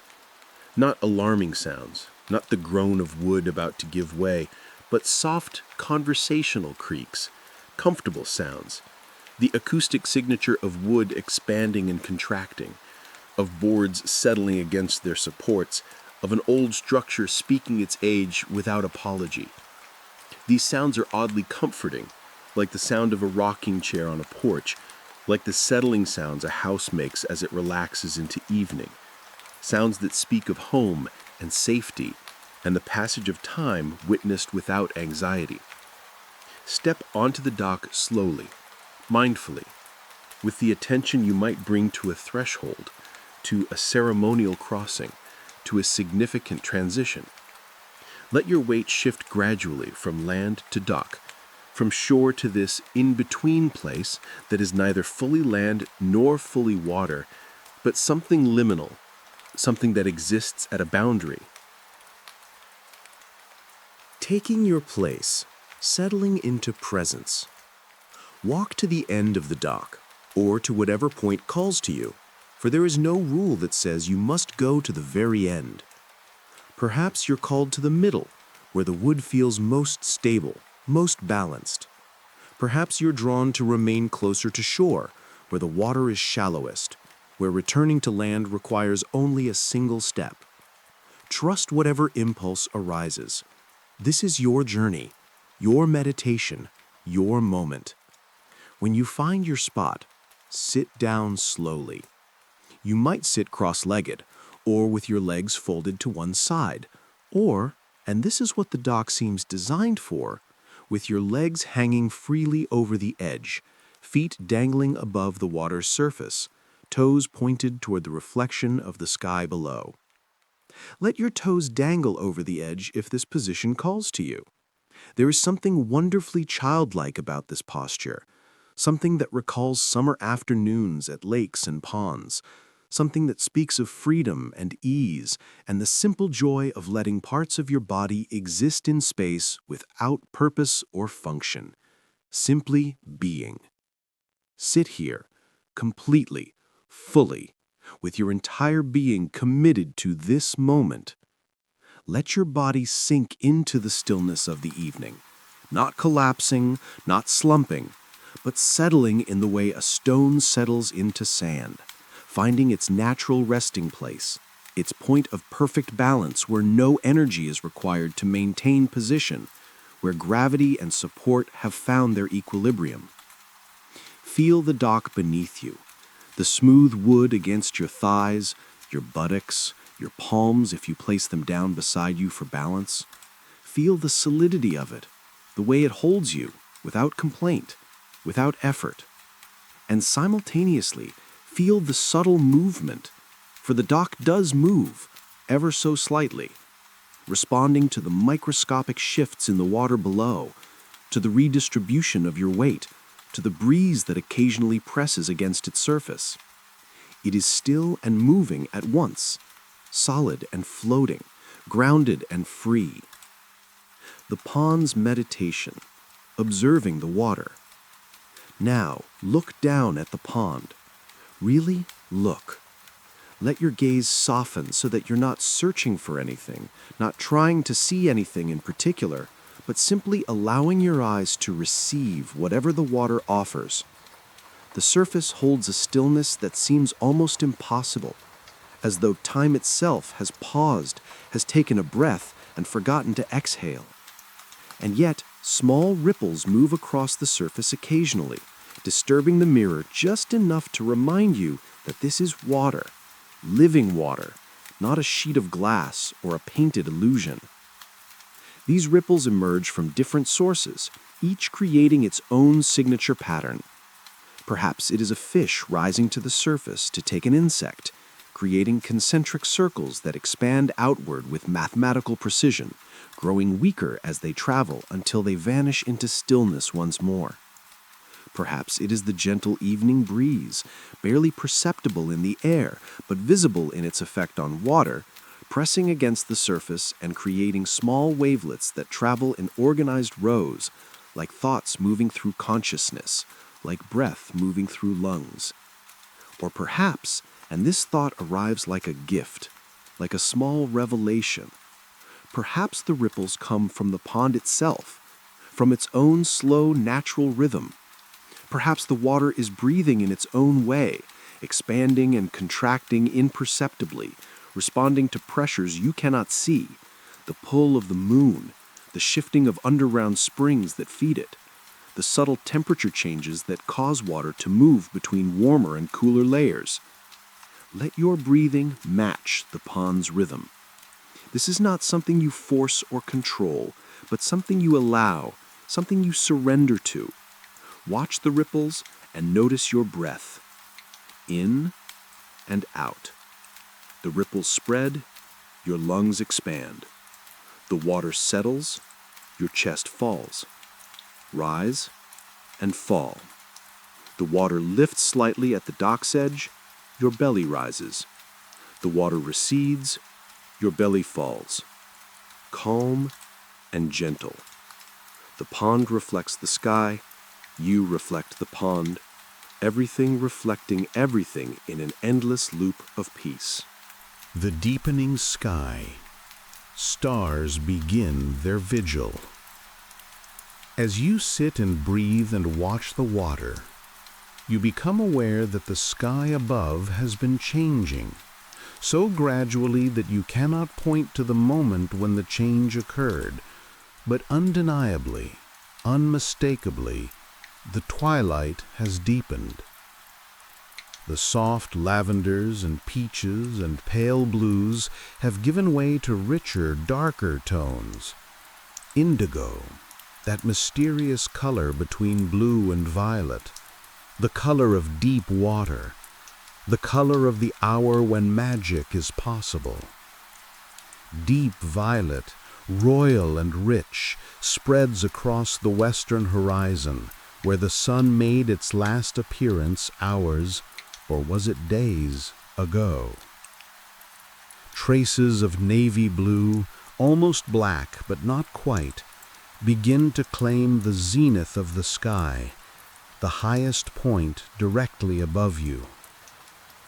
And as the sky darkens, though darkens is not quite right, for it is not becoming dark so much as becoming itself, becoming the fullness of what twilight sky means to become.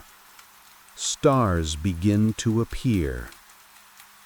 A single star glimmers faintly at first, so faint you're not entirely certain you've seen it, wondering if perhaps it's an illusion, a trick of the eye, a bright spot caused by looking at the same patch of sky too long. But no, you blink, and it's still there, and if anything, it's growing slightly brighter, more confident, more present. This is the evening star, perhaps Venus, bright herald of the night, the planet that appears when the sun's overwhelming brightness finally recedes enough to let gentler lights shine through.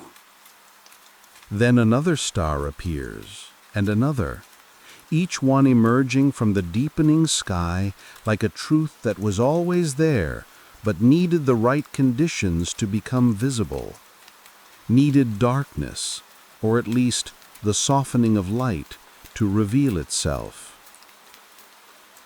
They spread across the vast canvas above, these stars, in patterns both random and intentional. Some cluster together in groups that ancient peoples saw as bears or hunters or gods. Others scatter more sparsely, filling the gaps, ensuring that no part of the sky remains completely dark, completely alone. Their reflections mirror perfectly on the water below, creating twin skies, one above and one beneath. Each star exists twice, once in its own celestial reality, burning millions or billions of miles away, and once in the pond's reflection, brought close enough to touch if you were to reach down and disturb the water. One sky is real, one is reflection, and yet both are true, both are genuine, both offer the same steady light, the same gentle guidance, the same reminder that even in darkness, especially in darkness, there is light. Each star is steady in its own way, not twinkling wildly as stars do when viewed through Earth's turbulent atmosphere in the world outside this valley, but glowing with gentle constancy, eternal and infinite, without beginning or end, without worry or hurry, simply shining because shining is their nature, because they cannot help but offer their light to any who look up to receive it. The mist, a dreamscape emerges. And now something new begins to happen.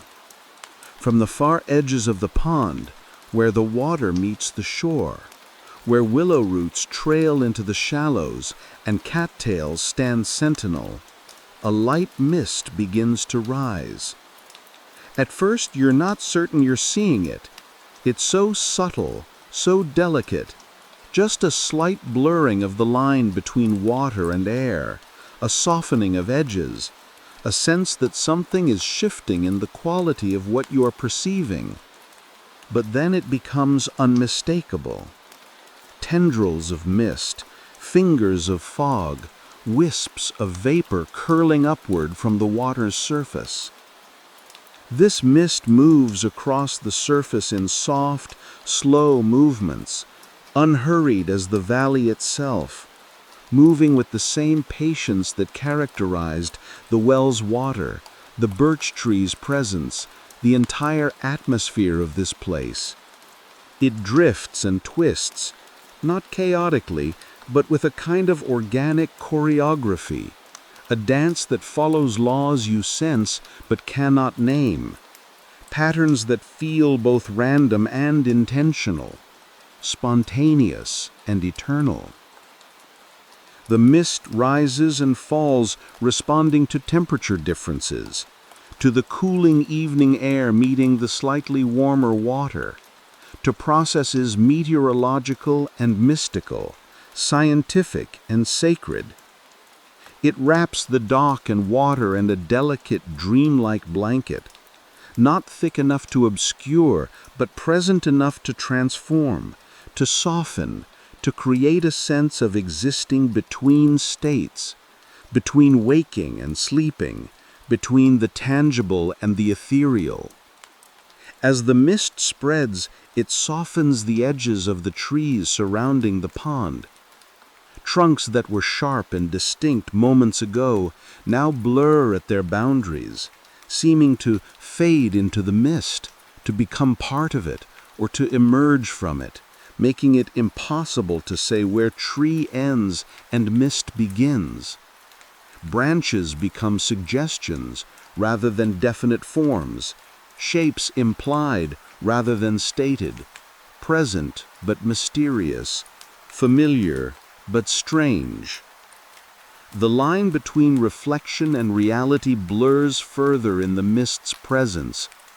The stars reflected in the water seem to shine through the mist, creating an effect where light appears to exist inside the vapor itself, where illumination seems to come from within the mist rather than from sources above or below it. The boundary between what is real and what is reflected, between what is solid and what is ephemeral, between what is above and what is below, all of these distinctions soften, dissolve, become wonderfully, peacefully unclear. A world is created here, wrapped in this mist, where everything feels suspended, safe and timeless. This is a world between worlds, a space that exists outside the normal rules of causation and consequence, a sanctuary where the usual demands of existence simply don't apply, where you can simply be without becoming, exist without striving, rest without guilt. The night birds, a lullaby of voices. In this misty stillness, sound arrives like a gift. Somewhere in the distance, perhaps across the pond, perhaps in the trees behind you, perhaps everywhere and nowhere, for the mist makes it difficult to locate sound with precision. A nightbird calls. Its voice is pure and clear, rising through the mist and the twilight with effortless grace. It might be an owl, soft and questioning, asking the eternal questions that darkness poses. It might be a whippoorwill, singing its own name over and over, a spell of presence, an incantation of being. It might be a nightingale, though this seems too mythical, too literary, yet in this valley anything seems possible. Or it might be a species unique to this place, a bird that exists only in twilight valleys, only in liminal spaces, only when the conditions are precisely right for its particular song to be heard. The call hangs in the air, sustained longer than seems possible, as though time itself has stretched to accommodate the beauty of this sound, as though the valley holds the note the way you might hold a precious object, carefully, reverently, before slowly, reluctantly letting it go. And then, from across the pond, another voice responds. The two birds call to each other in gentle harmony, not competing, but conversing, not arguing, but agreeing, their voices weaving together in gentle harmony that speaks of companionship, of understanding, of the comfort of not being alone even in the vast stillness of this twilight world. Their voices rise and overlap, creating a duet, a conversation without words, a dialogue in the language of music and longing and contentment all mixed together. They speak of the evening, perhaps, of the beauty of this hour, of the safety of this valley. They speak of whatever it is that nightbirds speak of, which is ultimately a mystery we can witness but never fully understand, and that's perfect. That's as it should be, for not everything needs to be understood to be deeply appreciated. The calls fade slowly into the quiet, not abruptly but gradually, the way stars fade as dawn approaches in the outside world, the way dreams fade as waking consciousness returns, the way all beautiful things eventually release their hold, leaving space for new beauty, for silence, for the vast peace that exists in the absence of sound. After the birds fall silent, you become aware of another sound, so subtle you cannot believe you hadn't noticed it before. The water lapping softly against the dock. It is not waves exactly, the pond is far too calm for that, far too sheltered. It is more like breathing, like the gentle susurration of air moving in and out of lungs, a rhythm so subtle that you may feel your own breath blending with it, becoming indistinguishable from it, one continuous flow of calm, of exchange, of tide and breath and the pulse of life itself, all moving together in perfect, unhurried synchronization. Surrender, lying back into infinity. You may choose to lie back on the dock now, or perhaps the choice makes itself, your body simply leaning backward of its own accord, drawn by gravity and permission and the deep knowledge that this is safe, this is allowed, this is what this moment is for. Feel yourself lowering slowly, vertebra by vertebra, from sitting to reclining, from upright to horizontal. Feel the smooth boards beneath you, warmed faintly by the light of the eternal twilight that has shone on them all day, every day, for as long as this valley has existed. The wood has absorbed this gentle light and now releases it as subtle warmth, not hot, but comfortable, like a sun-warmed stone, like a blanket that has been sitting in afternoon light. The boards support the length of your spine, the width of your shoulders, the back of your head. They may not be perfectly flat, there might be slight curves, slight variations in the wood's surface, but these imperfections somehow cradle you more perfectly than uniformity ever could, creating a custom fit, a nest designed specifically for this moment, for this body, for this surrender. Let the sky open above you. This is the invitation, the gift, to let the sky stop being something you glance at and instead become something you enter into, something you fall upward into, something that receives your gaze and gives you infinity in return. More stars appear steadily, continuously, as though they're being born in this very moment, called into existence by your witnessing. They fill the darkness, though darkness still isn't the right word, for this twilight never becomes fully dark, never loses all its color, maintaining always that hint of deep blue, that suggestion of violet, with soft, steady points of light. Some stars are brighter, some dimmer. Some appear distinctly white, others have subtle colors, a cool blue tint, a warm golden glow, even hints of red or orange.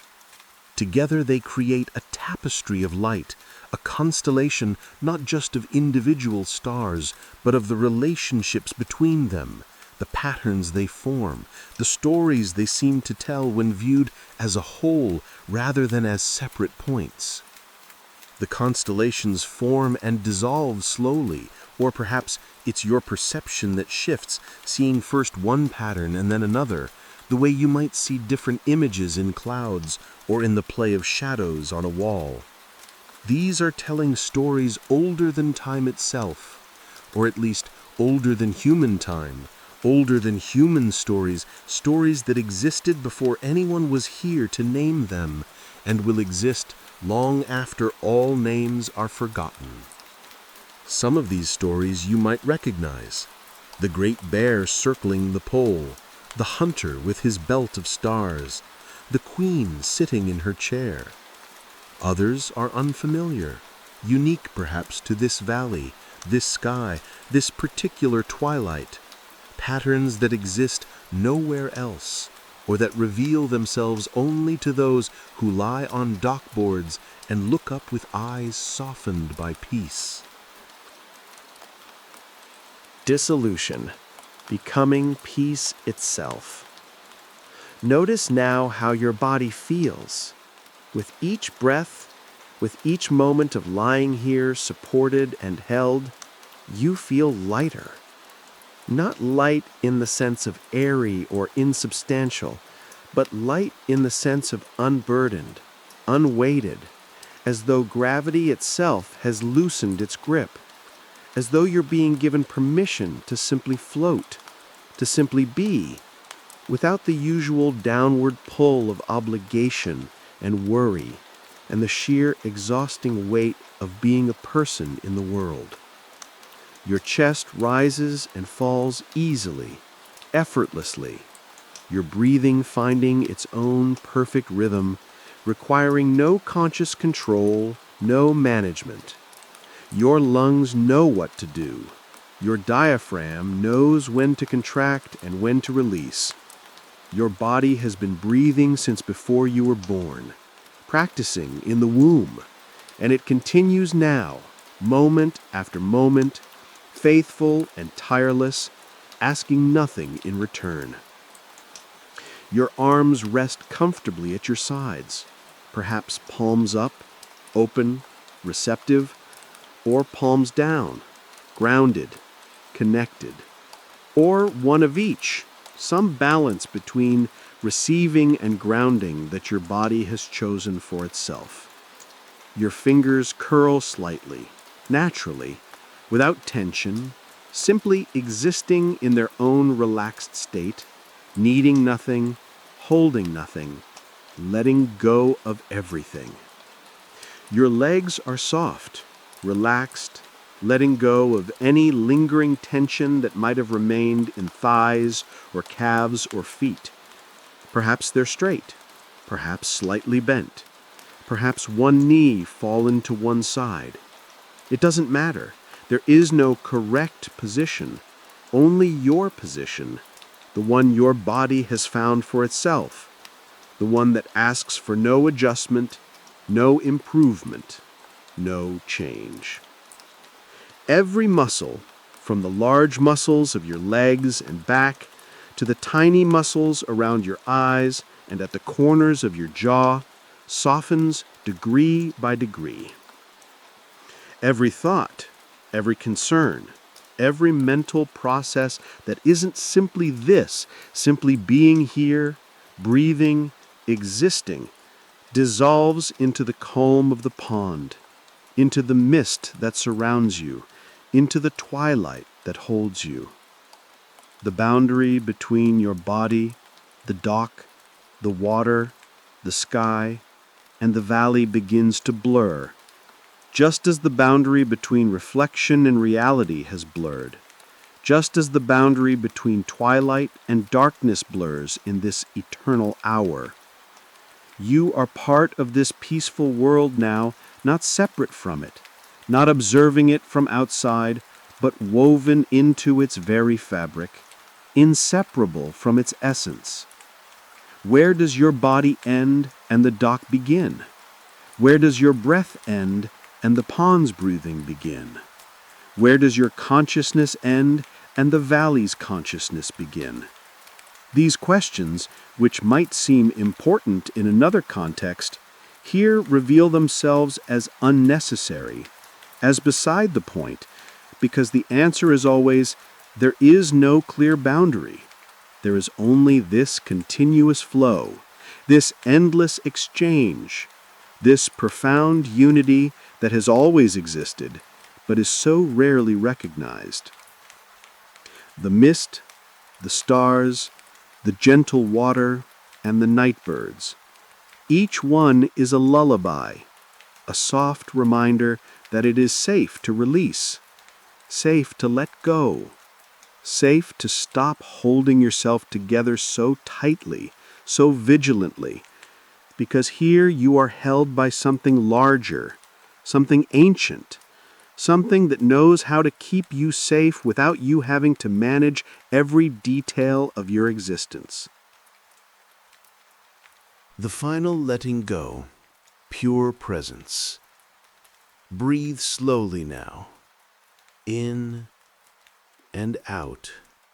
The words themselves begin to lose meaning, becoming simply rhythm, simply pattern, simply the rise and fall that continues whether you notice it or not, whether you name it or not, whether you think about it or not. In and out. The mist swirls, the stars shine, the water holds your reflection even though you cannot see it from where you lie. Rising and falling. Your chest, the mist, the gentle waves of peace that emanate from the center of the valley, all rising and falling in perfect synchronization. Your mind softens with each rhythm, with each gentle motion of the valley. Thoughts space themselves further and further apart, like the stars in the sky, each one distinct but surrounded by vast emptiness, by peaceful space, by the silence between sounds that is somehow fuller than the sounds themselves. Every blink grows longer, heavier, more soothing. Your eyelids flutter closed, and perhaps they open again, or perhaps they stay closed, and it doesn't matter, Because whether you see the stars with your eyes or simply sense them in your mind makes no difference. Both are true. Both are real. Both offer the same light, the same comfort, the same reminder of beauty persisting in darkness. Your thoughts drift further apart, leaving space for nothing but the valley, the pond, the gentle twilight, and your own calm, steady breathing. Each thought arrives like a distant bird call, noticed and then fading, replaced not by another thought, but by the vast, peaceful space between thoughts, the emptiness that is not absence, but presence, not void, but fullness, not nothing, but everything that exists before words, before concepts, before the mind begins its categorizing work. Here, on the dock, in the heart of this serene pond, at the center of this valley, at the core of this moment, you are suspended in a perfect moment. Not frozen, there is still movement, still breath, still the subtle shifts of life continuing, but suspended in the sense of held, supported, balanced perfectly between all the forces that might pull you one way or another, finding that still point where everything is exactly as it needs to be. The mist wraps around you like a soft blanket, tucking itself around your shoulders, your arms, your legs, covering you without smothering, protecting without confining, offering the comfort of being held while still leaving you completely free. The valley holds you in its palm, in its ancient presence, in its timeless patience, asking nothing, offering everything, simply being what it has always been, a place of refuge, a sanctuary of peace, a space between spaces where rest is not just permitted but inevitable, where sleep is not an escape but a homecoming. The water carries you, or carries your reflection, or carries the reflection of the stars that shine on you, and in some sense all of these are the same thing. All are you being held by something larger, something that knows how to support without effort, that has been doing this work since before water had a name, since before reflection was understood, since before consciousness emerged to wonder at its own existence. And the stars watch over you, not judging, not evaluating, not measuring or assessing, but simply watching in the way that stars do, with the patient gaze of light that has traveled for years or centuries or millennia to arrive at precisely this moment, precisely this place, precisely where your eyes, open or closed, it makes no difference, can receive it. You are safe. This is not hope or wish, but simple fact, as reliable as gravity, as certain as breath. You are safe here in this valley, on this dock, in this moment, in this body, in this breath, in this existence. You are still, not motionless. Your chest still rises and falls, your blood still flows, your heart still beats its faithful rhythm, but still in the deepest sense, still in your core, still in the part of you that doesn't need to move or change or become anything else than what it already is. You are completely, utterly at peace. This peace is not something you've achieved or earned or worked toward. It has been here all along, waiting, patient as stone, constant as starlight, eternal as water. You have simply stopped resisting it, stopped defending against it, stopped pretending you don't need it. The peace holds you now. The valley holds you. The twilight holds you. And in this holding, in this perfect suspension between day and night, between waking and sleeping, between being and becoming, you are finally, fully home. Full relaxation and sleep. The sacred surrender, merging with the valley. The valley's living breath. As you lie here on the dock, your body fully supported by the smooth, sun-warmed wood beneath you, surrounded by the gentle mist that moves like living silk through the air, wrapped in the embrace of this eternal twilight, take a moment now to notice something profound, something that perhaps you've been sensing all along but are only now becoming fully aware of. The valley itself seems to breathe with you. Not metaphorically, not symbolically, but truly, actually, tangibly, the entire landscape around you, this vast sanctuary of peace, breathes in perfect synchronization with your own breath. When you inhale, the valley inhales.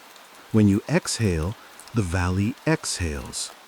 Rising and falling, ebbing and flowing, expanding and contracting, a quiet, timeless rhythm that matches your own breath perfectly, as though you and this place have become one organism, one consciousness, one continuous flow of life and peace. Feel this now. As your chest rises with your next inhalation, the mist around you seems to rise as well, lifting slightly, becoming more luminous, more present. The water level in the pond seems to swell imperceptibly. The trees lean in just a fraction, as though drawing closer to listen. The stars above pulse with a barely perceptible brightness, their light intensifying by the smallest measure. And as you exhale, everything releases with you. The mist settles lower, becoming denser, wrapping more closely around you. The water breathes out, receding just slightly, creating the gentlest of movements against the dock's weathered posts. The trees relax, their leaves releasing whatever tension they might have held. The stars soften, their glow becoming mellower, more diffused, like candles behind frosted glass. In and out. The valley breathes. You breathe.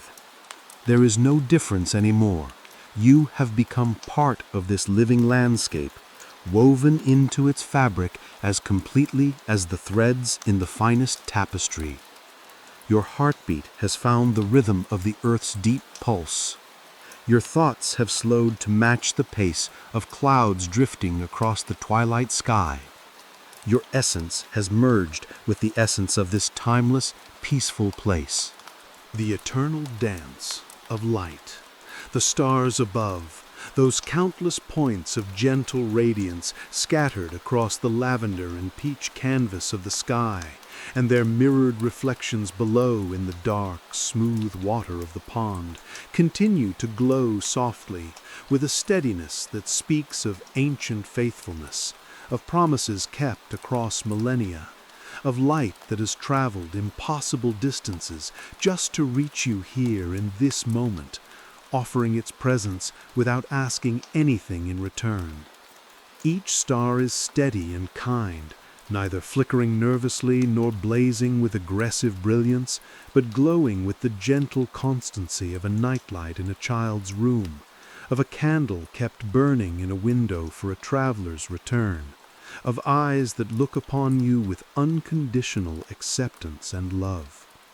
They cast a gentle light over the pond, and this light does remarkable things. It silvers the edges of the mist, making each tendril and wisp visible as a thing of exquisite, delicate beauty. It catches on the ripples created by the water's subtle movements, turning each concentric circle into a pathway of light leading nowhere and everywhere at once. It illuminates the surrounding trees, the birches with their paper-white bark now glowing as though lit from within, the willows with their trailing branches transformed into cascades of silver-green water frozen in mid-fall, the oaks standing as dark protective silhouettes against the lighter sky, their presence felt more than seen. The light touches everything, and everything it touches becomes somehow more itself, more present, more real, and yet more dreamlike at the same time. The symphony of stillness. The water continues its ancient work, lapping quietly against the dock with a rhythm that predates human language, a rhythm that speaks directly to the most primitive, peaceful part of your brain. Lap, pause, lap, pause. A sound so gentle it exists at the very threshold of hearing, inviting you to lean in, to listen more closely, or to simply let it wash over you, requiring nothing, offering everything. This sound, the water against wood, the liquid against solid, the eternal meeting of two elements, blends seamlessly with the soft night calls of birds that have emerged as the twilight deepens. Perhaps you hear the three-note song of a wood thrush, each phrase like a question and answer combined, rising and falling in a melody that seems to contain all the sweetness of existence. Perhaps the low, rolling coo of a mourning dove, a sound so peaceful it seems to absorb sorrow and transform it into acceptance. Perhaps the distant call of an owl, that mysterious guardian of the threshold between day and night, asking its ancient question into the gathering dusk. Far away, or is it far? Distance has become difficult to measure here. You can still hear the willow tree, that magnificent weeping elder, its thousands of slender branches moving in the breeze you can barely feel. They create a sound like whispered secrets, like prayers spoken in a language that requires no translation, like the gentle shushing of a mother soothing an infant, repetitive and endlessly comforting. And from the birch grove, where you walked earlier among those white-barked sentinels, comes the rustling of leaves, not the harsh rattle of autumn's end, but the soft susurrus of leaves that still hold life, that dance rather than fall, that speak to each other in murmurs and sighs about the eternal nature of cycles, of seasons, of change that is not loss, but transformation. All these gentle movements weave together, strand by strand, note by note, breath by breath, into a lullaby that has no beginning and no end. It is a song that was being sung before you arrived and will continue long after you've gone. A perpetual offering of comfort to all who need it. It is a lullaby sung not by a single voice, but by the valley itself, by existence itself, a song whose melody is peace and whose lyrics are the spaces between sounds. The embrace of mist. The mist, oh, the mist. It thickens now, just slightly, incrementally, becoming more present without becoming oppressive. It wraps you in its delicate embrace, and this embrace is unlike any you've ever known. It asks for nothing. It demands nothing. It simply surrounds you with a presence that is almost, but not quite, tangible. Like the touch of someone who loves you placing their hand just above your skin, close enough to feel their warmth, their energy, their care, without the weight of actual contact. This mist is intelligent somehow, conscious in a way that has nothing to do with thought and everything to do with knowing. It knows exactly how to hold you. It knows precisely when to press closer and when to give you space. It knows the difference between comfort and suffocation, between support and control. Watch how it moves. It softens every edge, blurring the lines between water and land. Where does the pond end and the shore begin? You can no longer say. Between sky and reflection, is that star above or below? Both. Neither. The question ceases to matter. Between dreaming and waking, are you asleep or awake? And again, the question dissolves, becomes irrelevant, as you exist in a state that encompasses both and neither. A state that humans rarely access, but that is, in truth, the most natural state of all. You feel as if you are floating in a sphere of twilight, a bubble of perfect, luminous peace, suspended in this calm, safe, and timeless place. The mist is the membrane of this sphere, translucent and permeable, protecting you from nothing, because there is nothing to protect you from, and yet providing a boundary, a definition, a sense of being held in a container that is both finite and infinite at once. Inside this sphere, there is only you and the valley, indistinguishable from each other, breathing together, existing together, simply being together. The breath of perfect release. Breathe deeply now, conscious of this breath as perhaps the most important breath you've ever taken. Slowly, with intention, but without effort. In, feeling the cool, mist-laden air entering your nostrils, traveling down the back of your throat, filling your lungs from bottom to top, expanding your rib cage, lifting your chest, bringing with it all the qualities of this place. Peace, stillness, safety, timelessness, acceptance. And out, with complete surrender, allowing your chest to fall, your rib cage to contract, your body to release this breath as a gift back to the valley, an exchange, a conversation, a reciprocal offering. Each inhalation carries the valley's peace into your body, not just into your lungs, but into your bloodstream, your cells, your tissues, your organs, your very bones. The peace travels through you like light through water, reaching every part, illuminating every corner, dissolving every shadow of tension or worry or fear that might still be hiding there. Each exhalation releases the last traces of tension, worry, or thought. You might imagine these things as smoke, as mist of a different color, as tiny particles that leave your body and are immediately absorbed by the valley, transformed by its ancient alchemy into more peace, more calm, more of this infinite resource that never depletes and never runs out. Watch your chest as it rises and falls effortlessly now, no longer requiring any conscious direction from you.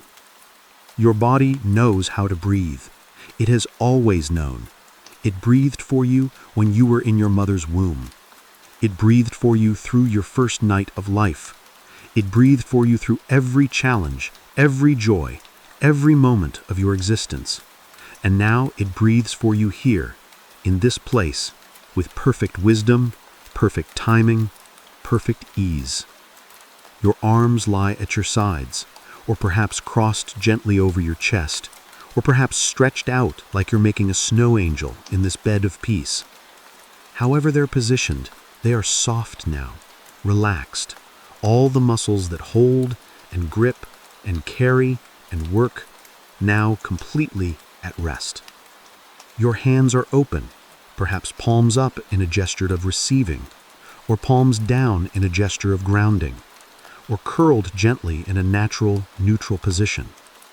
The hands that write and type and gesture and create now simply exist with no purpose, no agenda, no task. Your legs extend down the length of the dock, supported completely, every muscle from hip to ankle to the tiny muscles in your feet now released, letting go completely. The legs that carry you, that walk you through your days, that stand you up when you've fallen, now rest deeply and completely, trusting in this support, requiring nothing of themselves. Your mind drifts now, untethered from its usual moorings, free of the anchors of responsibility and planning and analyzing. It drifts like leaves floating gently across a still pond, moving without direction, going nowhere in particular, and that is exactly, perfectly right. Thoughts may still arise. They're allowed to. They're welcome to. But they have no weight now, no substance, no ability to hook you or hold you or demand your attention. They simply float by like clouds, like reflections, like whispers in a language you've forgotten how to speak. The convergence of sound and silence. You may notice now, with the part of your awareness that still notices things, the soft sounds from earlier in your journey, all of them present, all of them contributing to this moment, all of them part of the tapestry of peace that surrounds you. The stream, still singing its endless song somewhere in the middle distance, its voice now blended with the night, its melody unchanged by the passage of time, still speaking of continuity, of flow, of the way water finds its path and follows it with complete commitment and no regret. The willow, that ancient teacher, still swaying with its 1,000 arms, still whispering its wisdom to those who have ears to hear, still offering its shelter, its shade, its patient presence to all who seek it. The birch leaves, those pale green flags, still rustling in conversation with each other and with the breeze, still speaking of resilience, of the beauty of community, of standing together while maintaining individual grace. The gentle nightbirds, each with its own voice, its own message, its own gift to offer the gathering darkness. Songs of territory that are also songs of home, calls to mates that are also declarations of hope, sounds that mark the passage of night's hours while simultaneously existing outside of time entirely. Let them all mingle together now, these sounds, forming not a cacophony, but a quiet, comforting symphony. Each instrument plays its part, each voice contributes its note, and together they create something far greater than any single element could achieve alone. They create the sound of peace itself, audible and present, washing over you in gentle, continuous waves. There is nothing to do here, nothing at all. The to-do lists have disappeared, the obligations have vanished, the shoulds and musts and have-tos have dissolved like sugar and water, leaving only sweetness behind. Nothing to fix. You are not broken. The valley knows this, even if you have forgotten. You are exactly as you need to be in this moment, complete and whole and enough. Nothing to chase. Nothing is running away from you. Everything that is meant for you is already here or is making its way to you at exactly the right pace. There is no race to run, no prize to win, no competition to enter. Only the valley, vast and patient and eternal. Only this perfect twilight, this sacred in-between time, this threshold state where transformation happens naturally, without force, without effort. Only you, fully supported by the dock beneath you, fully held by the mist around you, fully embraced by the peace within you and surrounding you, fully at peace. The valley's eternal embrace. Imagine now, or perhaps you're already feeling it, perhaps you've been feeling it all along, the valley holding you. Not metaphorically, actually holding you. The way a parent holds a child, the way the ocean holds a swimmer who has learned to float, the way the earth holds seeds through winter's darkness. The valley's arms are ancient, older than mountains, older than the oldest trees, older than the concept of age itself. They're patient beyond human comprehension, having held countless beings through countless nights, never tiring, never withdrawing, never conditional in their support. These arms are made of mist and starlight, of water and wood, of earth and air, and the space between thoughts. They surround you now, and you can feel them. Beneath you, the solid support of the dock, which is the valley holding you up. Around you, the mist, which is the valley wrapping you in its presence. Above you, the twilight sky, which is the valley sheltering you from harsh light and harsh darkness alike. Within you, the peace that has been building throughout this journey, which is the valley reminding you of your own deepest nature. Feel the cool mist on your skin. Not cold, never cold, but refreshingly cool, like a gentle touch on a fevered brow, soothing, calming, bringing your body temperature down to that perfect state of comfort where sleep comes easily and naturally.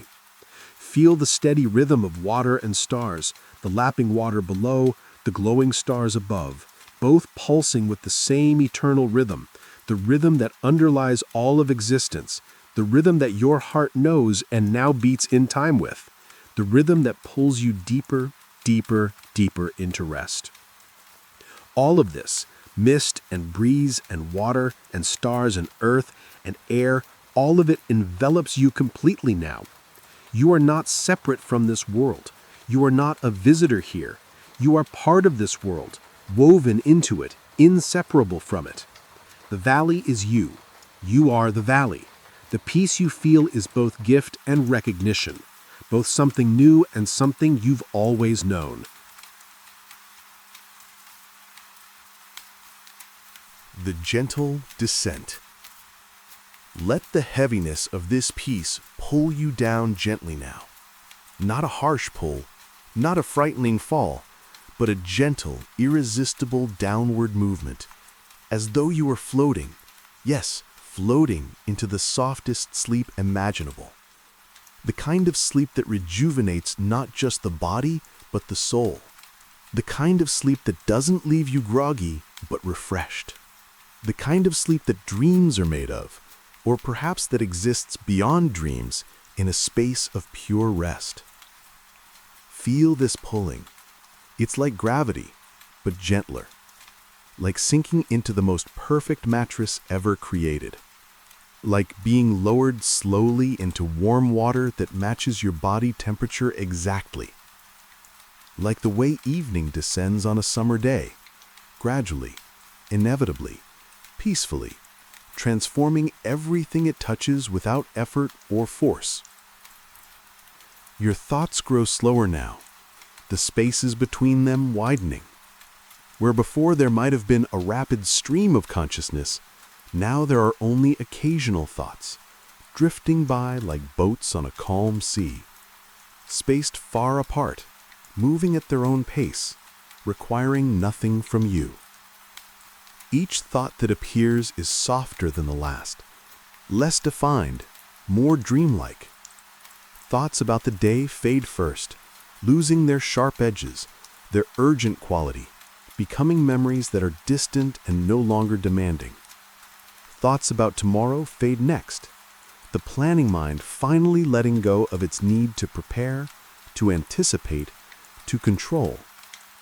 Even thoughts about this moment begin to soften, to dissolve, until you're not thinking about peace, but simply being peace.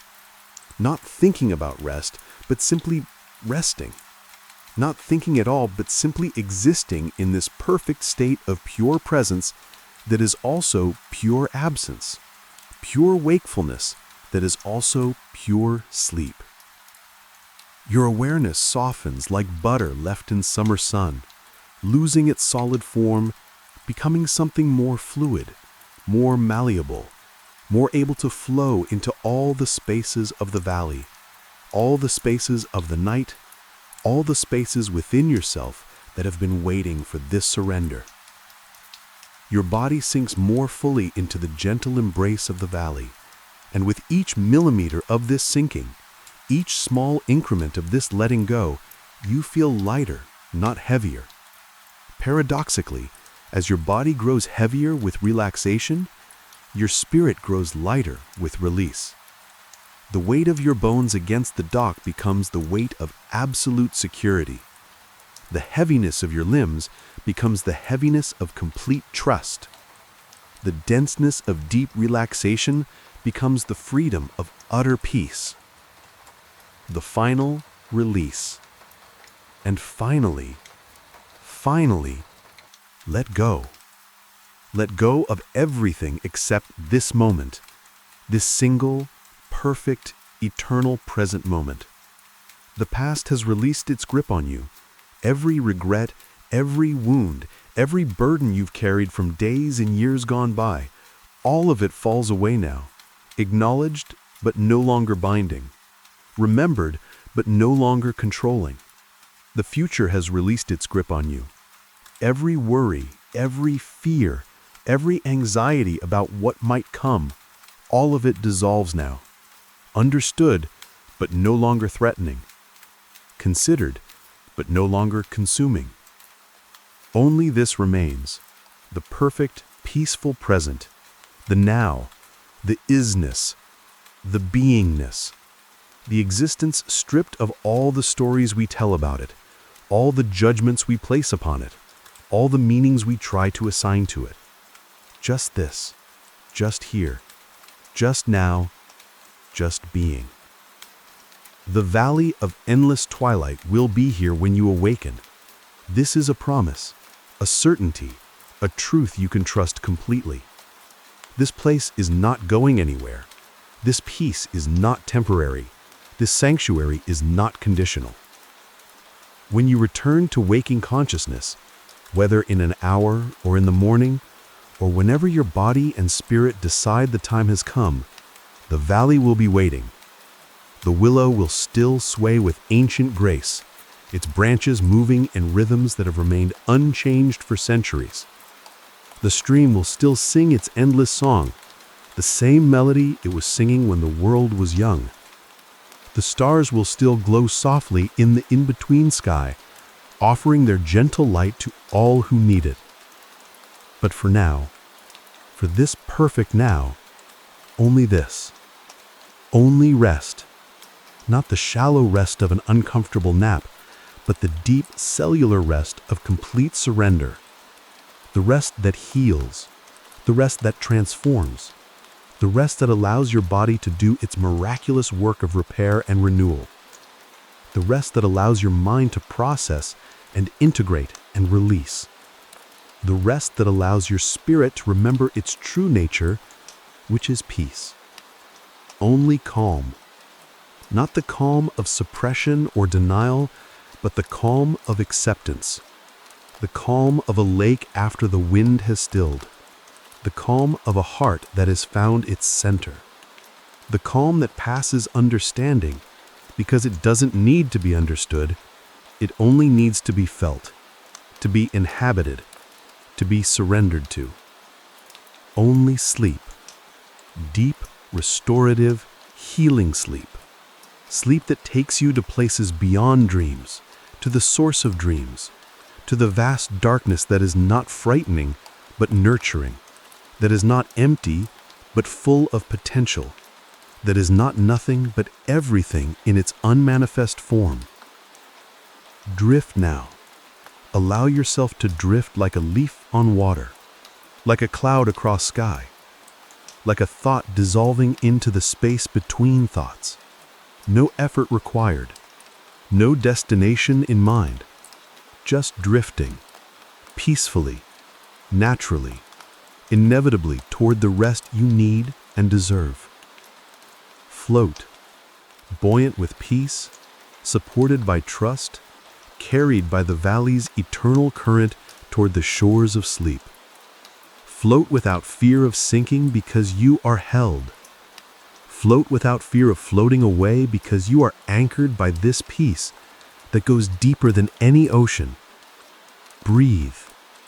Softer now, slower now.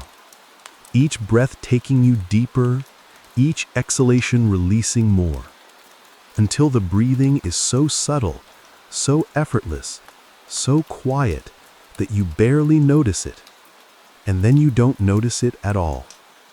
And that is when you know you have arrived. Sleep. Let it take you now, this gentle friend, this daily miracle, this necessary surrender. Let sleep wrap you in its dark wings and carry you to the places where healing happens, where restoration occurs, where the soul remembers what the mind forgets. Sleep. Sleep. Sleep.